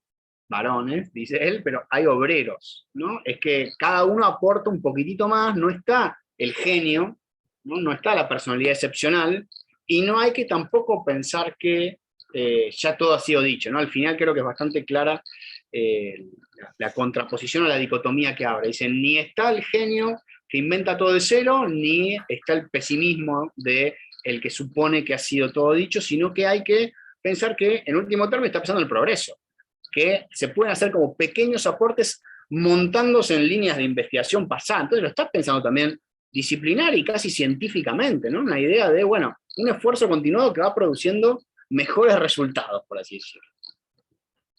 Ok. Te iba a preguntar, lo siento, no sé si es que si hay alguna pregunta más sobre Romero, pero me había quedado, digamos, volviendo a las preguntas con lo que vos iniciaste, ¿no? Digamos, de esta manera o programática, o no me acuerdo ahora cómo habías dicho, por un lado constatativa, si no recuerdo mal, constatativa, o algo así, la otra era programática. Me daba la sensación de que Alberdi hubiese estado más ubicado dentro de lo programático, en el sentido, bueno, tenemos que empezar a hacer, ¿no? Parecería más que Romero estaría más dentro de lo que se puede constatar, bueno, ya está, esto está, se está haciendo, ¿no es cierto? Llegamos a una etapa de normalidad filosófica. Pero en el caso de Martí eso no me quedó tan claro. Digamos, si para él ya había un filosofar en América Latina, en Latinoamérica, en nuestra América, o como fuese nombrada esa identidad subalterna, o si más bien está de un lado programático de lo que debería ser la filosofía en estos lugares, en estas regiones. Y mira, no se pronuncia tan explícitamente acerca de la situación global, ¿no? Pero por cómo habla, yo ahí lo tomaría, creo que Mónica había dicho algo por el estilo, o así lo interpreté yo por lo menos, por cómo él habla, él está diciendo casi como de experiencia propia, parece. Está diciendo como la filosofía produce todos estos beneficios, ¿no? Y no es que puede producirlos, sino que pasa, ¿no? O por lo menos yo soy testimonio de eso. Digo también porque Martí estudió filosofía, bueno, en Europa en este caso, pero volvió e intentó darle esa vuelta latinoamericana. Así que yo creo que tal vez no entra prolijamente en ninguno de los dos grupos, en un grupo medio intermedio, ¿no? Como lo incipiente, pero que puede encontrar ciertos vestigios en nuestra América, ¿sí? Lo vería más por ese lado. Excelente. ¿Algo más? Sí, a mí me había quedado, perdón, apagué la cámara porque no tengo una conexión. En el caso de Romero, ¿él lo dice contento, digamos, gustoso que se amplíe el universo filosófico, o un poco a su pesar de habiendo perdido la élite y el nicho? No, el caso de Romero es orgulloso, es orgulloso. Justamente por toda digamos, toda la actividad de Romero en pos de que eso suceda, ¿no? Porque realmente hay un trabajo ahí, o un proyecto en el que él se inserta, y en un punto es deudor de Korn en ese sentido, de institucionalizar la filosofía para que esto pase. Sin embargo, aún así, para mí no pierde del todo este lugar de especialidad, ¿no? O disciplina especializada la filosofía. Entonces, es una mezcla. Yo creo que sigue teniendo marcas claras de élite la apuesta filosófica de él, solo que tiene más potencia y más coherencia y organicidad, en todo caso, los resultados del saber filosófico frente a lo que era la etapa anterior, que era una etapa de más dispersión, y sí de más de individualidades medio geniales que se dedicaban a otra cosa, y cada tanto podían pensar en cuestiones filosóficas, pero bueno, no era sistemático, no hacían escuela, no se conocían entre sí necesariamente, digo, todo eso para él depotenciaba el trabajo filosófico. Así que lo está diciendo contento, diciendo, bueno, llegamos a, y en este llegamos a, sí estaría también claramente una marca más eurocéntrica presente, ¿no? En el sentido de que está diciendo, bueno, llegamos a lo que en otros países ya sucede, ¿no? ¿De dónde saca el que una normalidad? Bueno, antes se está en un momento de no normalidad, ¿no? Que la normalidad es la norma. Excepcionalidad. Claro, de excepcionalidad, ¿no? O de prehistoria, si querés. En este caso, hay una normalidad en tanto se accede a un cierto canon, ¿no? O a un cierto cúmulo de actividades y de lógicas de reproducción del saber filosófico que funciona pretendidamente en otras latitudes, ¿no? Bien. Bien. Bueno, vamos con... En realidad me gustaría compartir dos más, pero déjenme ver si no nos extendemos mucho. Bueno, uno rápido y cerramos con el otro, porque es importante para el guión, ahí sí que estén. Primer texto, del 68, y para hacerlo más latinoamericano. Un peruano, un pensador peruano, un filósofo peruano, Augusto Salazar Bondy, bueno, que es un filósofo muy importante, que murió muy joven, lamentablemente, murió en el 74, que había nacido en el 25, así que murió cuando tenía 49 años, pero bueno, es un pensador muy importante para la filosofía de la liberación en general, para esta corriente que se inicia a partir de una serie de diálogos continentales, pero que tiene su epicentro en Argentina, y que después se expande a nivel regional. Es muy importante la figura de Salazar Bondy como una especie de promotor, ¿no? de patriarca, ahí podríamos decir, de cierto nacimiento de la filosofía de la liberación. Y este texto de Salazar Bondy es clave para esa eclosión de la filosofía latinoamericana, esa discusión que él propone. Y acá está esta pregunta que yo le decía al principio, que es una pregunta muy canónica del pensamiento latinoamericano, que es si existe una filosofía de nuestra América, dice Salazar Bondy, ¿no? Él está retomando acá una pregunta que ya había hecho otro de sus compatriotas, Mariátegui, en 1925 en este caso. Mariátegui había planteado la pregunta de si existe un pensar específico, peculiar, hispanoamericano, y había respondido que no. Y acá Salazar Bondy pregunta si existe una filosofía en nuestra América, y en cierto sentido, va a responder también que no tanto, o si existe, habría que buscarla en ciertos intersticios de la cultura. Así que les leo rápido esto. 1968, esta intervención va a ser respondida después en un célebre texto de Leopoldo Sea, un filósofo mexicano, que se llama La filosofía americana como filosofía sin más, en 1969, y va a empezar un diálogo entre estos dos intelectuales, que como les digo, va a ser clave para la filosofía de la región en general, y específicamente para el desarrollo de la filosofía de liberación. ¿Sí? Siempre que vayan a leer algo sobre filosofía de liberación, el debate entre Bondi y Sea es como el antecedente clásico. Bueno, entonces, ¿qué dice Salazar Bondi en el capítulo 3, al final de su texto, Si existe una filosofía en nuestra América, donde resume el recorrido y las conclusiones? Dice, resumo y doy las fórmulas escuetas del planteo aquí expuesto, advirtiendo que en él operan las siguientes convicciones primarias o presupuestos aceptados de antemano. A. Que hay diferencia entre la plenitud y la depresión de una comunidad como de un individuo, entre su independencia, su desenvolvimiento autónomo y su dominación. O sea, el estar sometido a las decisiones y los intereses de otra entidad histórica, nación, Estado, etc. ¿Sí? Diferencia entre ser autónomo y estar dominado. Básicamente es Bondi tiene también un texto justamente sobre la definición de dominación, sobre la cultura de dominación, que es uno de sus objetos de estudio predilectos, así que es un tema que retoma y sobre el que vuelve sistemáticamente. Ese es el primer presupuesto, diferencia entre autonomía y dominación. B. Son más deseables y mejores la plenitud del ser, la autenticidad y la autonomía que sus contrarios. ¿Sí? Es una especie de deducción. Dije C, no era B. C ahora. Que en la historia es posible la novedad, el salto dialéctico que permite el paso de un nivel de realizaciones a otro, la emergencia de formas inéditas de existencia. D. Que, como se declaró en la introducción, puede hablarse de los países de la América hispano-india como una unidad de cultura. Un montón de presupuestos, ¿no? Debería conocerle todos estos presupuestos. E. Que la filosofía estricta es un valor de civilización que necesitamos realizar. Estos son los presupuestos. Diferencia entre plenitud y depresión, o entre autonomía y dominación. Es preferible la plenitud y la autenticidad y la autonomía. Es posible la novedad, el salto dialéctico. Se puede hablar de una unidad de cultura en la América hispano-india, usa acá, ¿no? No usa nuestra América como en el título, sino hispano-india. Y E, que la filosofía estricta es un valor de civilización que necesitamos alcanzar. Sobre la base de estas asunciones implícitas, hemos sostenido las siguientes tesis, que acaban las conclusiones. Nuestra filosofía, con sus peculiaridades propias, no ha sido un pensamiento genuino y original, sino inauténtico e imitativo en lo fundamental. 2. La causa determinante de este hecho es la existencia de un defecto básico de nuestra sociedad y nuestra cultura. Vivimos alienados por el subdesarrollo, conectado con la dependencia y la dominación a la que estamos sujetos y siempre hemos estado. Entonces, primera, la filosofía con sus peculiaridades propias no es genuina y original.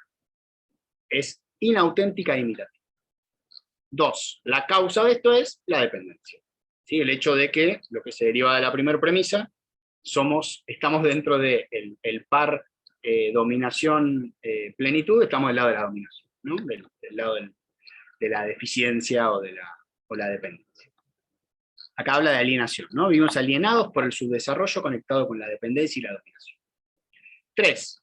Nuestra vida alienada como naciones y como comunidad hispanoamericana produce un pensamiento alienado, que la expresa por su negatividad. Nuestra sociedad no puede menos que producir un semejante pensamiento defectivo. Sociedad alienada, pensamiento alienado.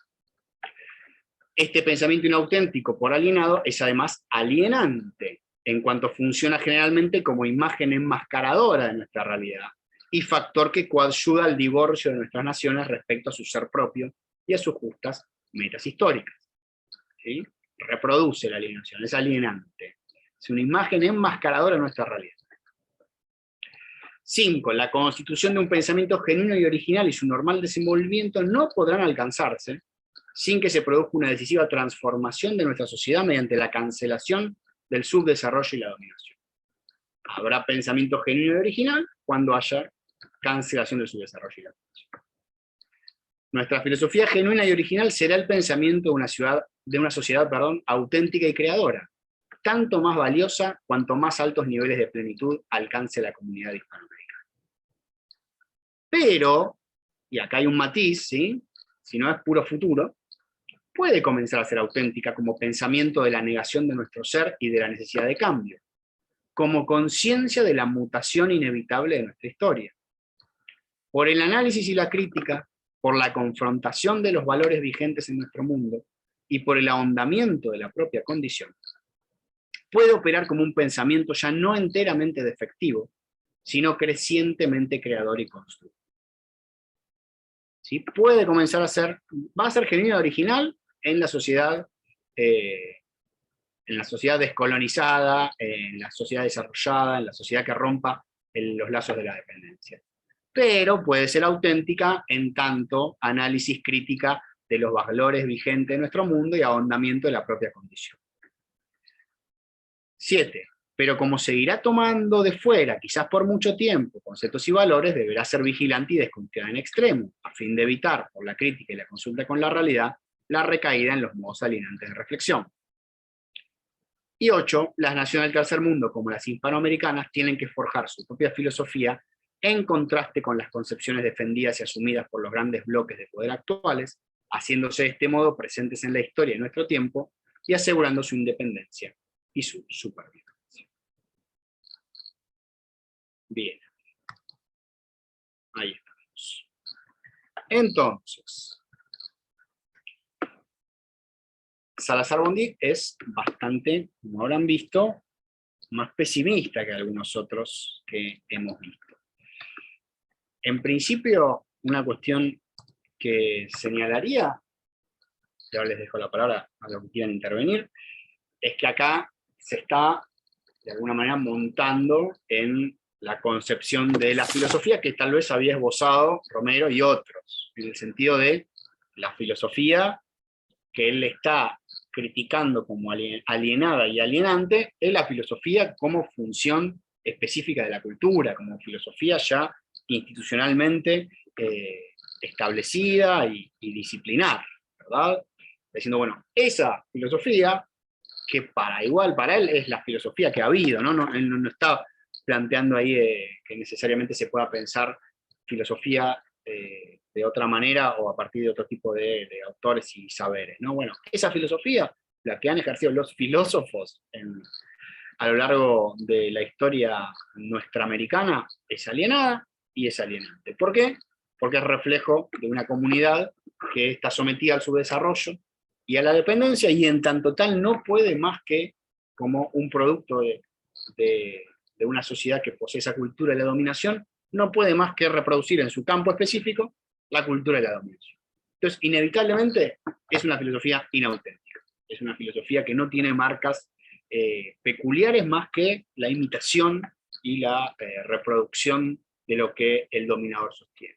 Y peor aún, nos encubre nuestra propia condición, ¿no? Es encubridora, es mixtificadora, como se decía en la época, es, bueno, ideológica también, en ese sentido, ¿no? De ideología encubridora. ¿Qué les parece este planteo de Augusto Salazar-Bondy?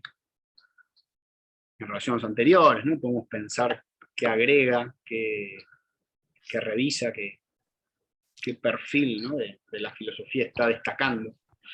Sí, Mónica. Sí, me parece que es el que de alguna manera detecta, ¿no? Sumisión alerta, ¿no? La alerta de sumisión guarda porque en este intento de justificar nuestra capacidad de hacer filosofía, nos estamos convirtiendo en una mueca de la filosofía europea, y en esa mueca nos desvalorizamos y legitimamos el mismo pensamiento que nos subyuga, ¿no? Que nos subordina. Entonces, de ahí la inautenticidad también del pensamiento filosófico que intenta ser una suerte de mascarada o mala copia, ¿no? Como si el Eidos fuera Europa y en Latinoamérica el particular sensible, ¿no es cierto? Una mala copia del arquetipo, del modelo. Entonces, creo que ahí lo que está detectando es la necesidad de usando un término también extranjero, ¿no? Porque es esto que él nos dice, vamos a tener que seguir apelando a esas categorías de pensamiento hasta que logremos producir las propias, pero en algún punto hay que deconstruirse, ¿no? Sacarse el ropaje europeizante y permitir que aflore, no en un sentido puro lo latinoamericano, pero sí la mixtura que se produce de ese intercambio, de ese cruce, de ese encuentro, pero entendiendo que somos lo otro, ¿no? Y no por eso inferiores, ¿no? En la medida en que en la medida en que intentemos no ser los inferiores, pareciéndonos a Europa, caemos en la trampa, ¿no? Me parece que lo que detecta es eso. No tiene mucho más para decir porque nos siguen faltando al día de hoy categorías para pensar incluso nuestra realidad más inmediata. ¿No? Seguimos importando categorías de análisis, que si yo pienso en el feminismo, Sí. el feminismo también, en este intento de la igualdad. Bueno, ¿qué quiere decir ser iguales a los varones? ¿No? Es decir, de nuevo estamos legitimando que eso es lo que conviene ser para ser, ¿no es cierto? Entonces hay una especie de gratificación ontológica en ser la mueca absurda de aquello que nos subordina, ¿no? Me parece que va por ahí. Fin. Sí, tal cual, tal cual. Creo que señala ahí ese problema o ese lado B, ¿no? Del proyecto ahí por ahí de normalidad que habíamos visto antes, y con esto que decís vos, de hasta qué punto el engalanarnos y felicitarnos por haber accedido a cierto estatus de producción del saber especializado, no esconde una cara oculta, que es justamente la de que en ese proceso parecería que se ha perdido algo de lo auténtico. Pero bueno, se abre otra problemática, ¿no? Que es la de la autenticidad. ¿Qué sería la autenticidad? Vos ahí mencionabas algo así como, bueno, que no sería lo puro. Claramente él habla de mixturas, él habla de préstamos conceptuales, habla de una América hispano-india. Bueno, está intentando pensar un poco que no hay un origen puro del pensamiento en estos lares. Pero bueno, de todas maneras piensa que en todo caso la única autenticidad del pensar filosófico radicaría en identificar la condición y denunciar y criticar la condición de dominación, de su desarrollo y de dependencia que atraviesa a los pueblos periféricos, ¿no? Ahí está la autenticidad. Si la filosofía hace otra cosa, enmascara, hace pasar la condición de su desarrollo como una condición normal, naturaliza, podríamos decir, ¿no? También. Algo de eso. Sí, creo que para cerrar ya con esto corto, creo que es la discusión que estamos teniendo al día de hoy, ¿no? Entre la autenticidad y la inautenticidad, esta suerte de mirada permanente a Europa y su rebote en Estados Unidos, esa mirada que busca ser aquello que, entre comillas, parece superior o parece lo mejor, pero que básicamente nos sigue llevando a la paradoja de negarnos a nosotros mismos, ¿no? Y creo que la batalla cultural hoy en día se sigue dirimiendo en ese lugar, ¿no? En ese tópico. Eso. Bien, bien. Bien, bueno, entonces acá nuevamente hay algo de, sí puedes filosofar el subalterno, pero tiene que filosofar sobre esto, ¿no? Hay también una especificación, en todo caso, coyuntural también, por ahí, en tanto a lo alberdiano también, hay un gesto medio alberdiano de, bueno, lo urgente, lo problemático, lo que atraviesa a nuestros pueblos como condición, como situación, como coyuntura, es la dominación. Entonces hay que pensar la dominación.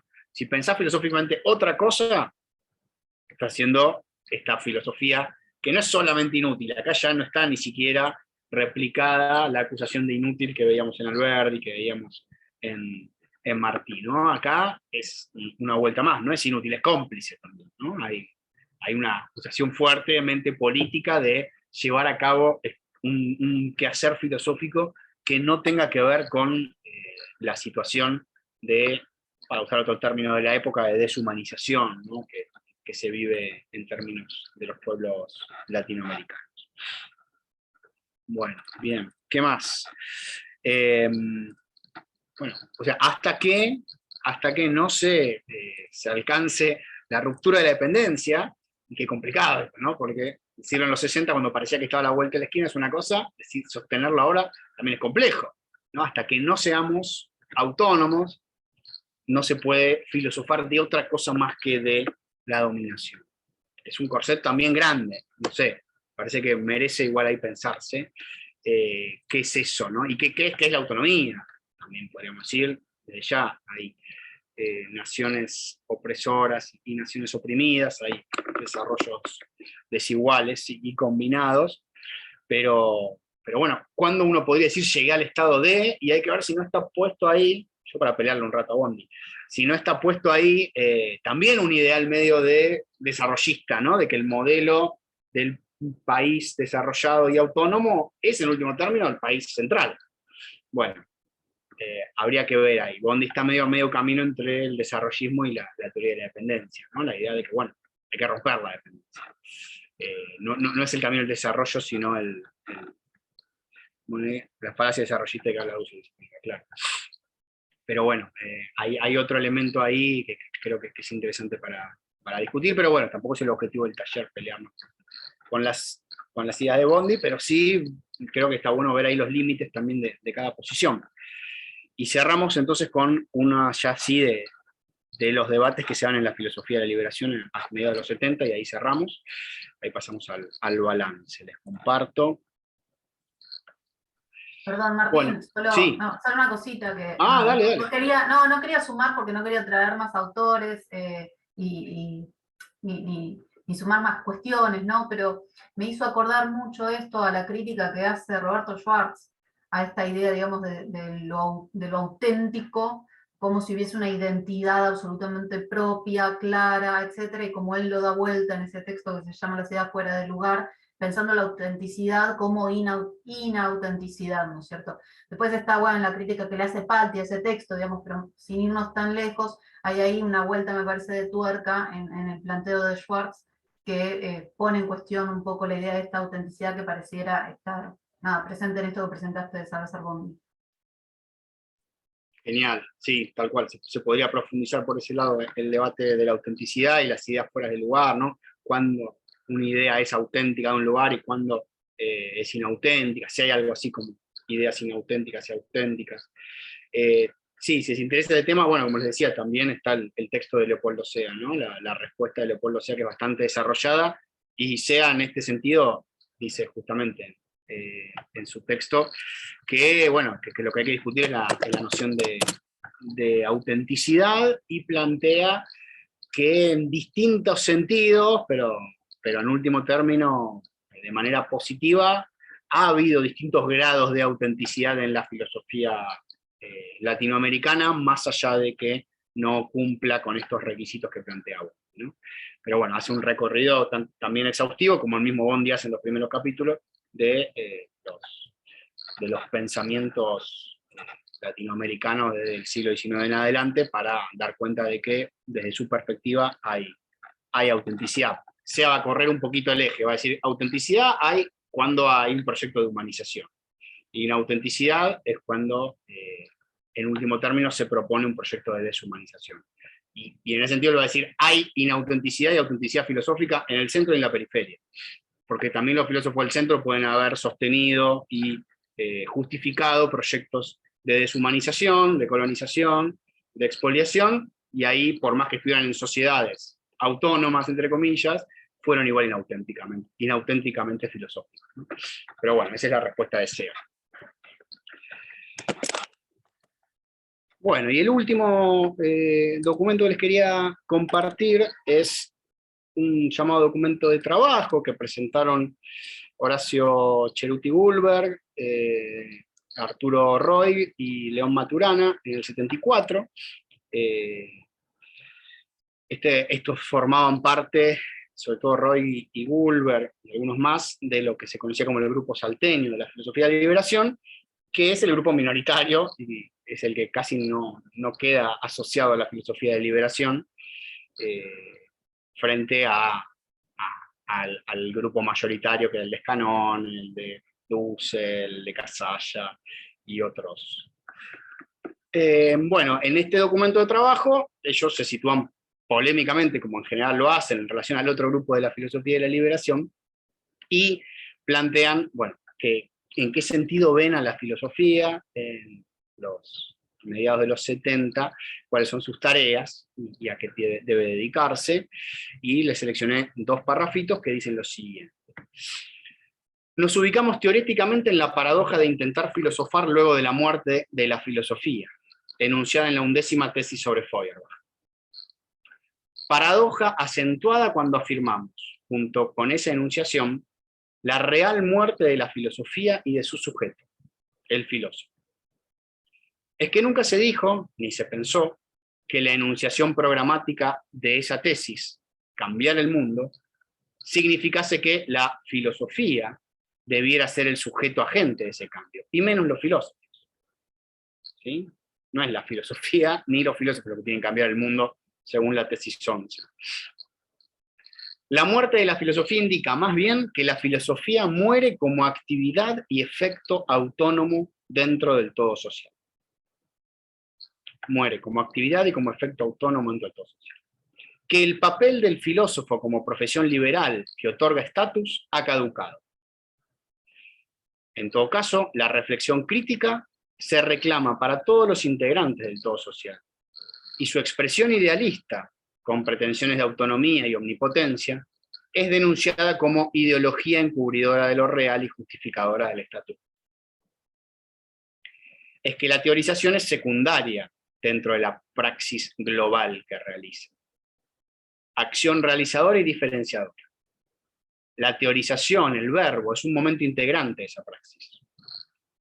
Es una práctica más. Quizás la práctica de criticidad permanente, o al menos de la búsqueda de esa criticidad.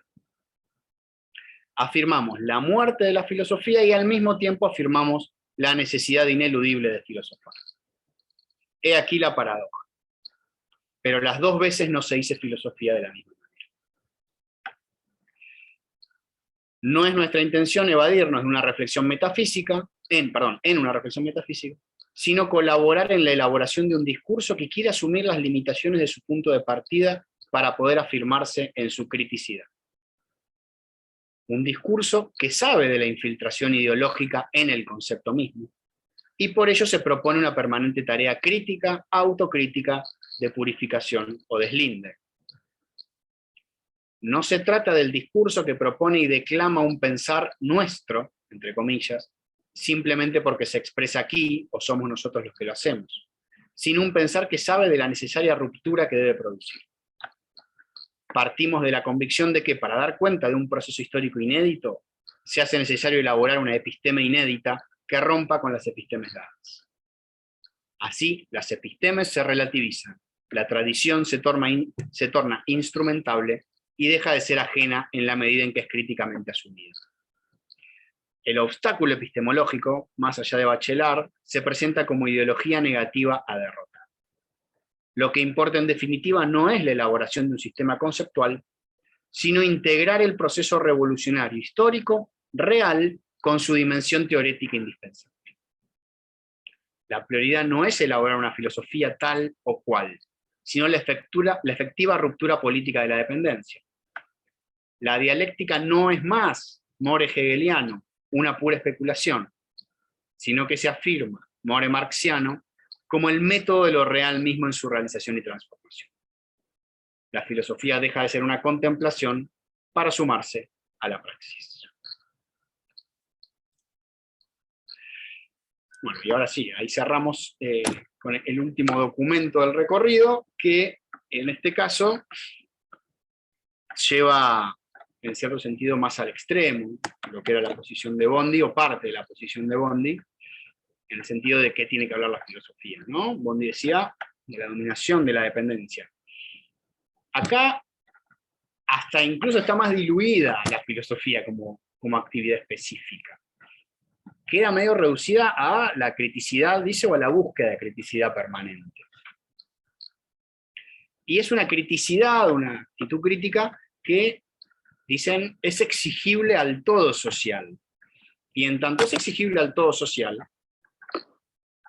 en tanto tal, no existe algo así como la figura del filósofo, ¿no? la figura especialista del filósofo, que le da un estatus, ¿sí? Que lo convierte en ese intelectual que tendrá esas capacidades superiores al resto de ser crítico. Bueno, no. La criticidad es exigible al todo social y en tanto tal la filosofía es esa dimensión crítica de la praxis. ¿De qué praxis? Bueno, estamos en los 70, de la praxis revolucionaria, ¿sí? De la praxis de liberación, de la praxis de ruptura de la dependencia. No importa ni siquiera, y por eso digo el carácter también medio diluido, no importa qué tipo de filosofía hay que hacer, no hay que armar ni siquiera, dice, un aparato conceptual específico, sino que hay que dotar a esa praxis o sumar a esa praxis revolucionaria, liberadora, hay que sumarle una dimensión teorética que es indispensable, que es parte de la praxis, una dimensión teorética crítica y autocrítica, y esa es la filosofía, que entonces es una función, ¿no? Ellos en algún momento en otro texto hablan de la filosófica, ¿no? Como una función casi del pensamiento. Y esto es bastante interesante en tanto en el año anterior, en Salta, se había propuesto una reforma del plan de estudios de la carrera de filosofía, en la que había una fuerte tendencia a desespecializar la filosofía y hacer la filosofía una carrera transversal al resto de las carreras, que sus contenidos sean constantemente contenidos del resto de las carreras.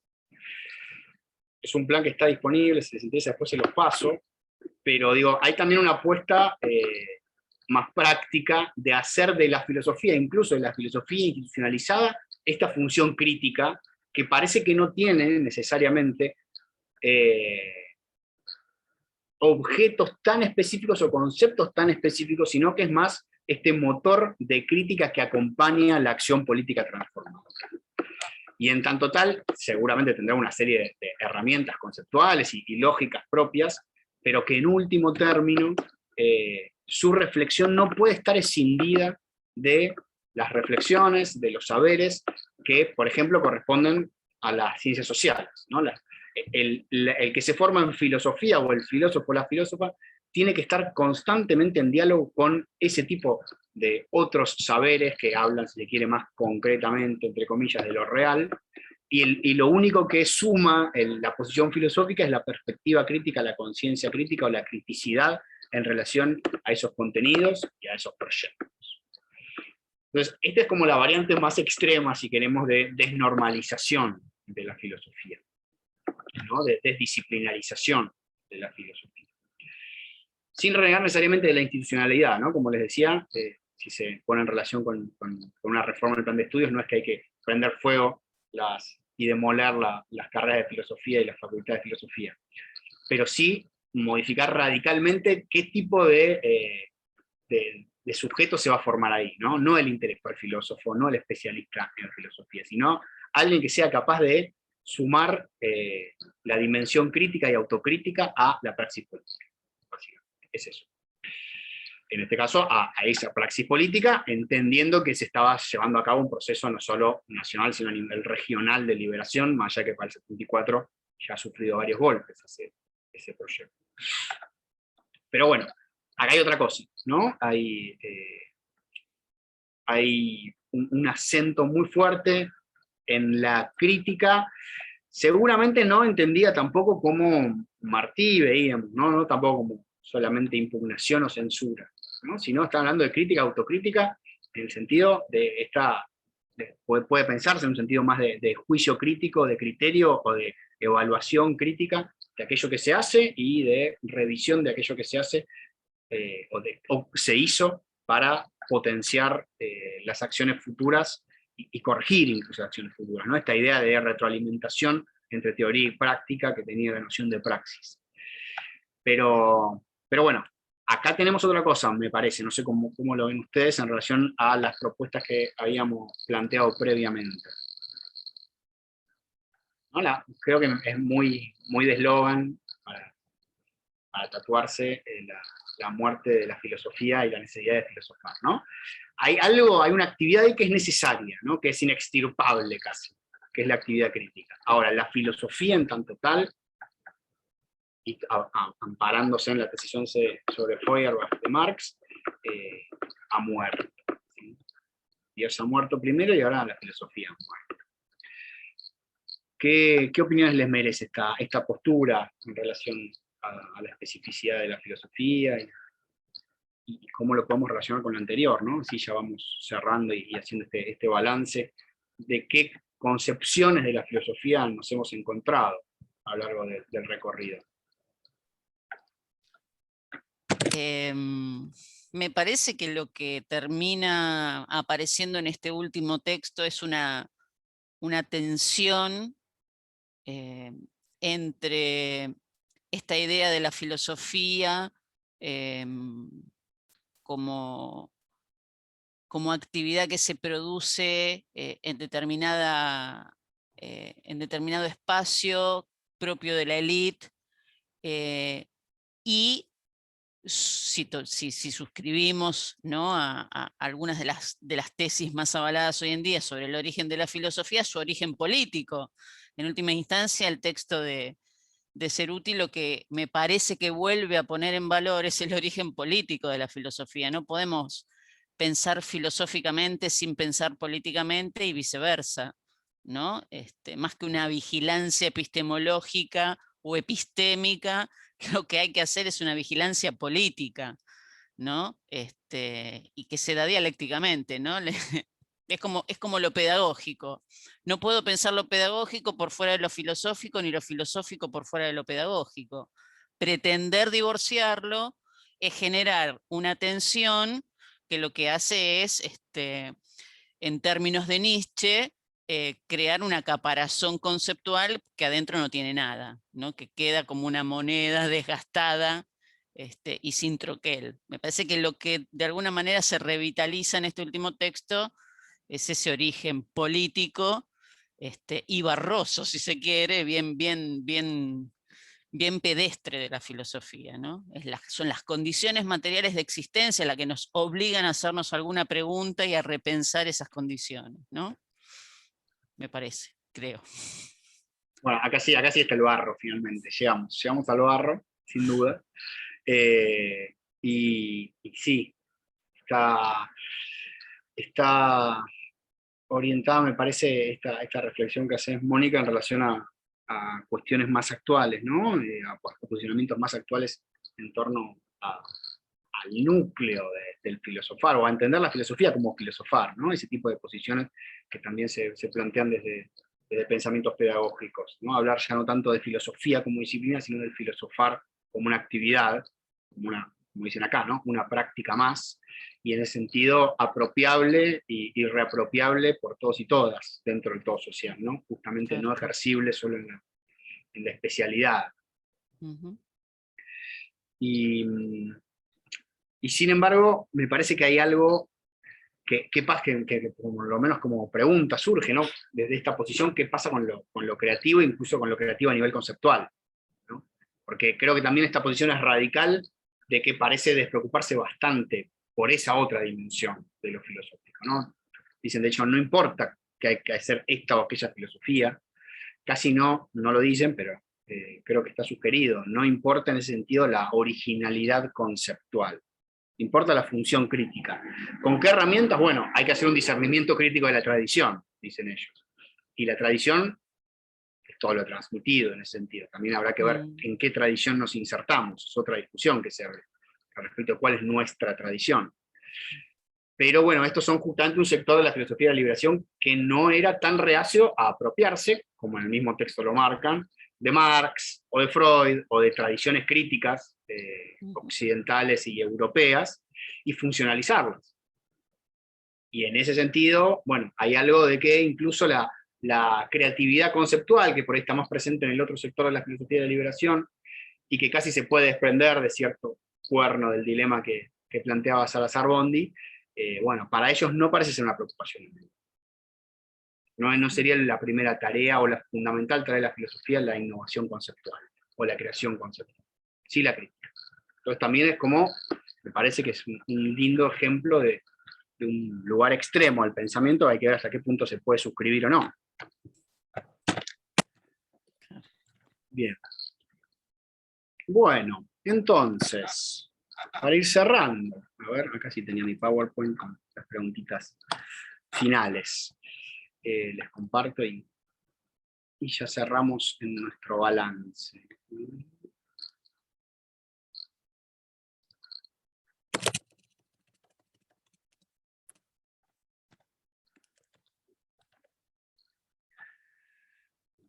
Está bien. Bueno, preguntitas, 3 preguntitas.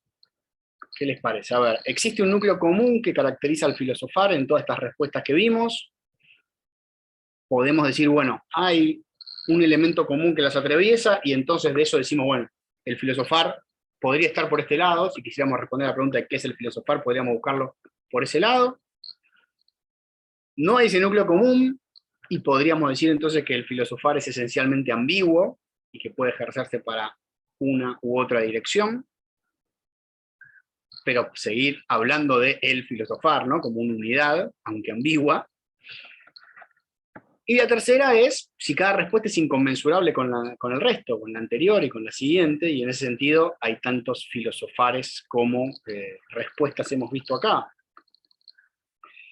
Digo, me parece que eso serían 3 posibles posiciones que podríamos adoptar y decir, bueno, no, hay un núcleo común, ¿no? Encontramos, por tomar algo, lo que decían al final Ceruti y compañía, la crítica, ¿no? El ejercicio de la razón crítica al respecto de la praxis o no, pero bueno, de la crítica, el ejercicio del criterio, ¿no? El ejercicio racional del análisis y de la evaluación de lo hecho, de lo pensado, como un núcleo común. Con esa hipótesis en Martí estaba, habría que ver en el resto. La otra posibilidad sería que sea completamente ambiguo el filosofar. Bueno, puede ser crítica y puede ser lo que decía Romero, el ejercicio de la razón disciplinar, continuo, ¿no? Ese pasito a pasito de los obreros de la filosofía que van yendo hacia un avance del conocimiento. Y la otra posibilidad es, bueno, no poder hacer una unidad con esto que pasó acá, sino pensarlas más o menos como inconmensurables, o relativas, o absolutamente inconmensurables, en el sentido que son respuestas contextuales que se han dado. El problema de eso es que la filosofía no es nada, excepto lo que se dice que es filosofía en cada época. Tal vez no es un problema, no sé. Me parece que este tipo de preguntas, por lo menos que son las que se me ocurrieron a mí, podrían servir para hacer un balance. ¿Qué les parece?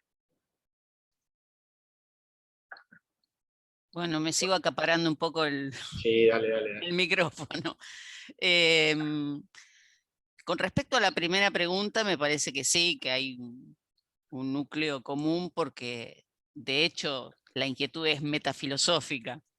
O sea que básicamente nos seguimos preguntando qué es la filosofía. Es ambiguo porque claramente si pretendemos una respuesta totalizadora, en algún punto dejamos de hacer filosofía para transformarnos en dogmáticos, lo cual parecería ir un poco a contrapelo de lo que se pretende al menos que sea la filosofía, ¿no? En tanto actividad crítica, disruptiva, ¿no? El interrogar por su misma capacidad de incomodar, no debería tener la capacidad de cerrar respuestas. Y la inconmensurabilidad, yo creo que en términos prácticos es imposible, porque de una u otra manera estamos dialogando con otro cuerpo conceptual, ¿no? La única forma, Rita Segato habla de pensar en conversación, y yo creo que eso es lo que de alguna manera intentó definir Platón cuando nos hablaba del diálogo, ¿no? El pensar con otros, con otros, ¿no? Y hacer filosofía es ese, es un diálogo interminable, a veces más cacofónico, a veces más multívoco, pero siempre es diálogo. Entonces la inconmensurabilidad termina diluyéndose. En algunos casos las distancias pueden ser mayores y en otros casos mucho menores. Pero acá básicamente nos seguimos haciendo la pregunta por la naturaleza de la filosofía. Y esa respuesta será tan ambigua y tan contradictoria como nuestras interpretaciones acerca de lo que es, ¿no? Porque dentro de nuestras interpretaciones acerca de lo que es, está también metida la filosofía, que es la que nos invitó a hacernos esa pregunta. ¿No? ¿Qué sé yo? Bueno, esa es parte de, de mis elucubraciones. Gracias, Mónica, buenísimo. ¿Alguna más? ¿Alguna otra posición que quieran compartir?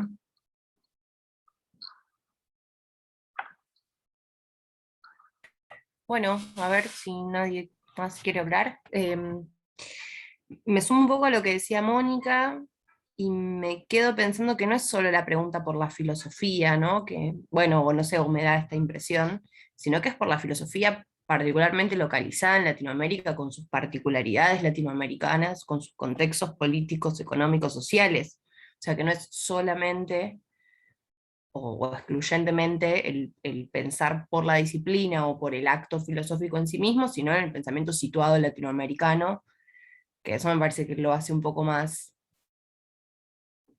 distintivo o problemático, por lo menos.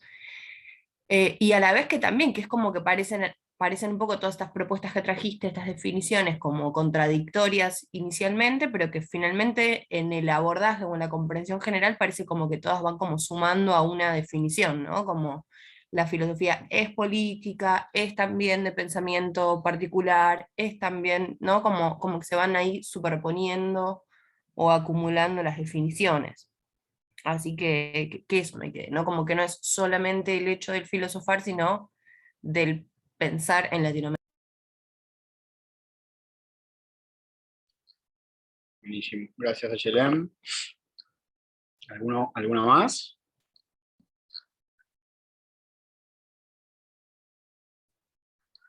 Y yo quizás también quería agregar una cosa a lo que decía Mónica, que pensando en la primera pregunta, ¿no? Esto de la unidad, pensaba que por un lado fuiste mostrando diversas maneras de pensar la filosofía en Latinoamérica, en Hispanoamérica, etc. Iba a agregar que respecto de la primera, ¿no? De la unidad, que siempre aparece la tensión con Europa. Digamos, siempre ahí hay un punto en donde ya sea por oposición o por, no sé, por copiar o lo que sea, tomarlo como modelo y lo copiamos o tenemos que oponernos, pero siempre ahí aparece esa tensión. Entonces pensaba en ese foco también que genera está Europa, que también es una idea, también es un ideal, ¿no es cierto? Porque tampoco existe Europa. Y entonces, bueno, como siempre estamos también por acción, por omisión, por contestar o por replegarnos o por lo que sea, siempre ahí en diálogo y en tensión con estas ideas del corpus, que en realidad son muchos, europeos, ¿no?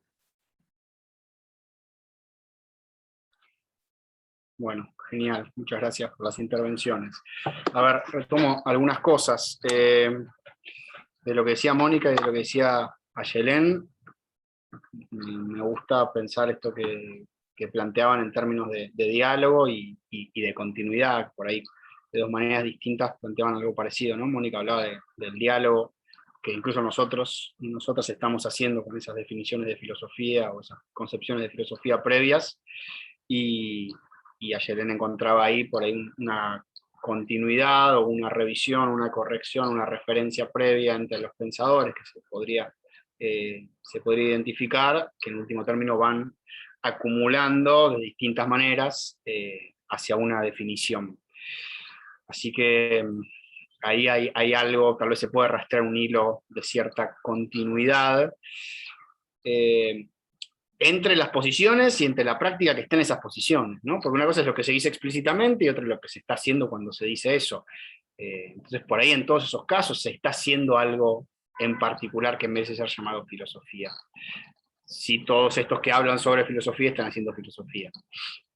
Y esto que dice Andrea, ¿no? Del vínculo con Europa, bueno, que inevitablemente también parece que no se puede hacer la pregunta por la filosofía latinoamericana de manera autónoma, justamente, porque ya en la pregunta está metida la palabrita filosofía, que claramente remite una genealogía de una disciplina y de un término que etimológicamente remite al griego, y Grecia tiene todo un lugar en la historia de las culturas, que supuestamente es el antecedente de Europa. Entonces, bueno, está muy cargada la palabra filosofía por sus siglos de ejercicio y por su origen, ¿no? El famoso origen al que la civilización occidental se quiere remitir, con lo cual parece que es una pregunta que ya está condenada irremediablemente a remitirse a esa alteridad que también es verdad que está construida.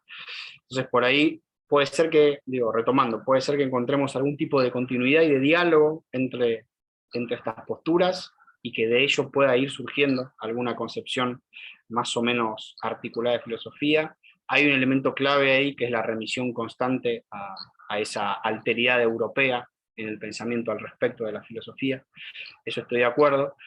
Y la otra pregunta que me surge, y que me surgía cuando pensaba esta actividad, es si alguna de estas definiciones puede constituirse una metadefinición que englobe al resto. Porque, por ejemplo, si usamos esa definición de filosofía auténtica e inauténtica de Salazar-Bondi, por ahí podemos decir Romero es inauténtico, Alberdi es auténtico, y así, ¿no? Entonces, por ahí algunas de esas categorías sirven para hacer un metaplanteo de lo que es la filosofía en términos generales. De hecho, eso es algo que surgía, esa dicotomía se planteaba mucho en la filosofía de la liberación, ¿no? Una filosofía de la dominación o una filosofía de la liberación. Y ahí estaría la ambigüedad política de la filosofía. Si la filosofía es siempre política, otra cosa que apareció acá, bueno, política, ¿en qué sentido?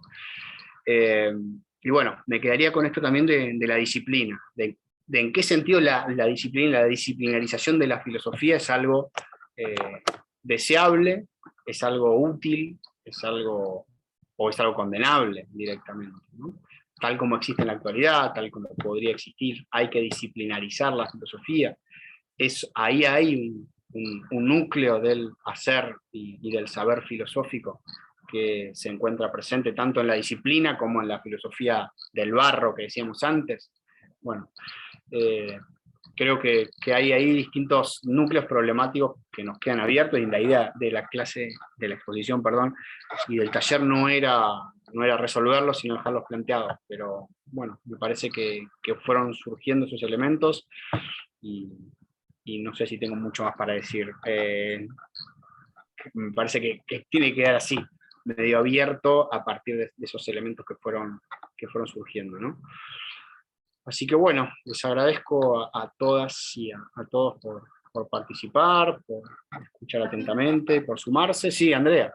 No, solo una cosa, iba a decir, no sé si tu mail, si los querés pasar por el chat, por si te quieren escribir, mandarte Sí, les dejo algún mail. comentario, Sí, estemos en contacto. pedido de bibliografía, algo por el estilo. Dale. Porque no sé si estaba en el flyer. Creo que no, ahí les dejé. Bueno, ahí entonces tienen el mail de Martín, así que cualquier cosa pueden escribirle. Si tienen alguna duda, algún comentario, o mismo el pedido de la bibliografía, los textos, las selecciones que hiciste.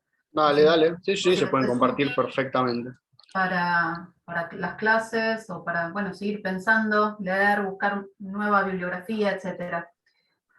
Bueno, Dale, si no... espectacular. ¿Listo? Entonces, ¿Vamos? Sí, bueno, cerremos. muchas gracias por haber Pensando. participado. Les agradecemos mucho desde la UNIPE y desde el área de la formación general. Den aviso a quienes creen que les pueden interesar de estas actividades, que son libres, gratuitas, y de acceso a toda la comunidad. ¿Sí?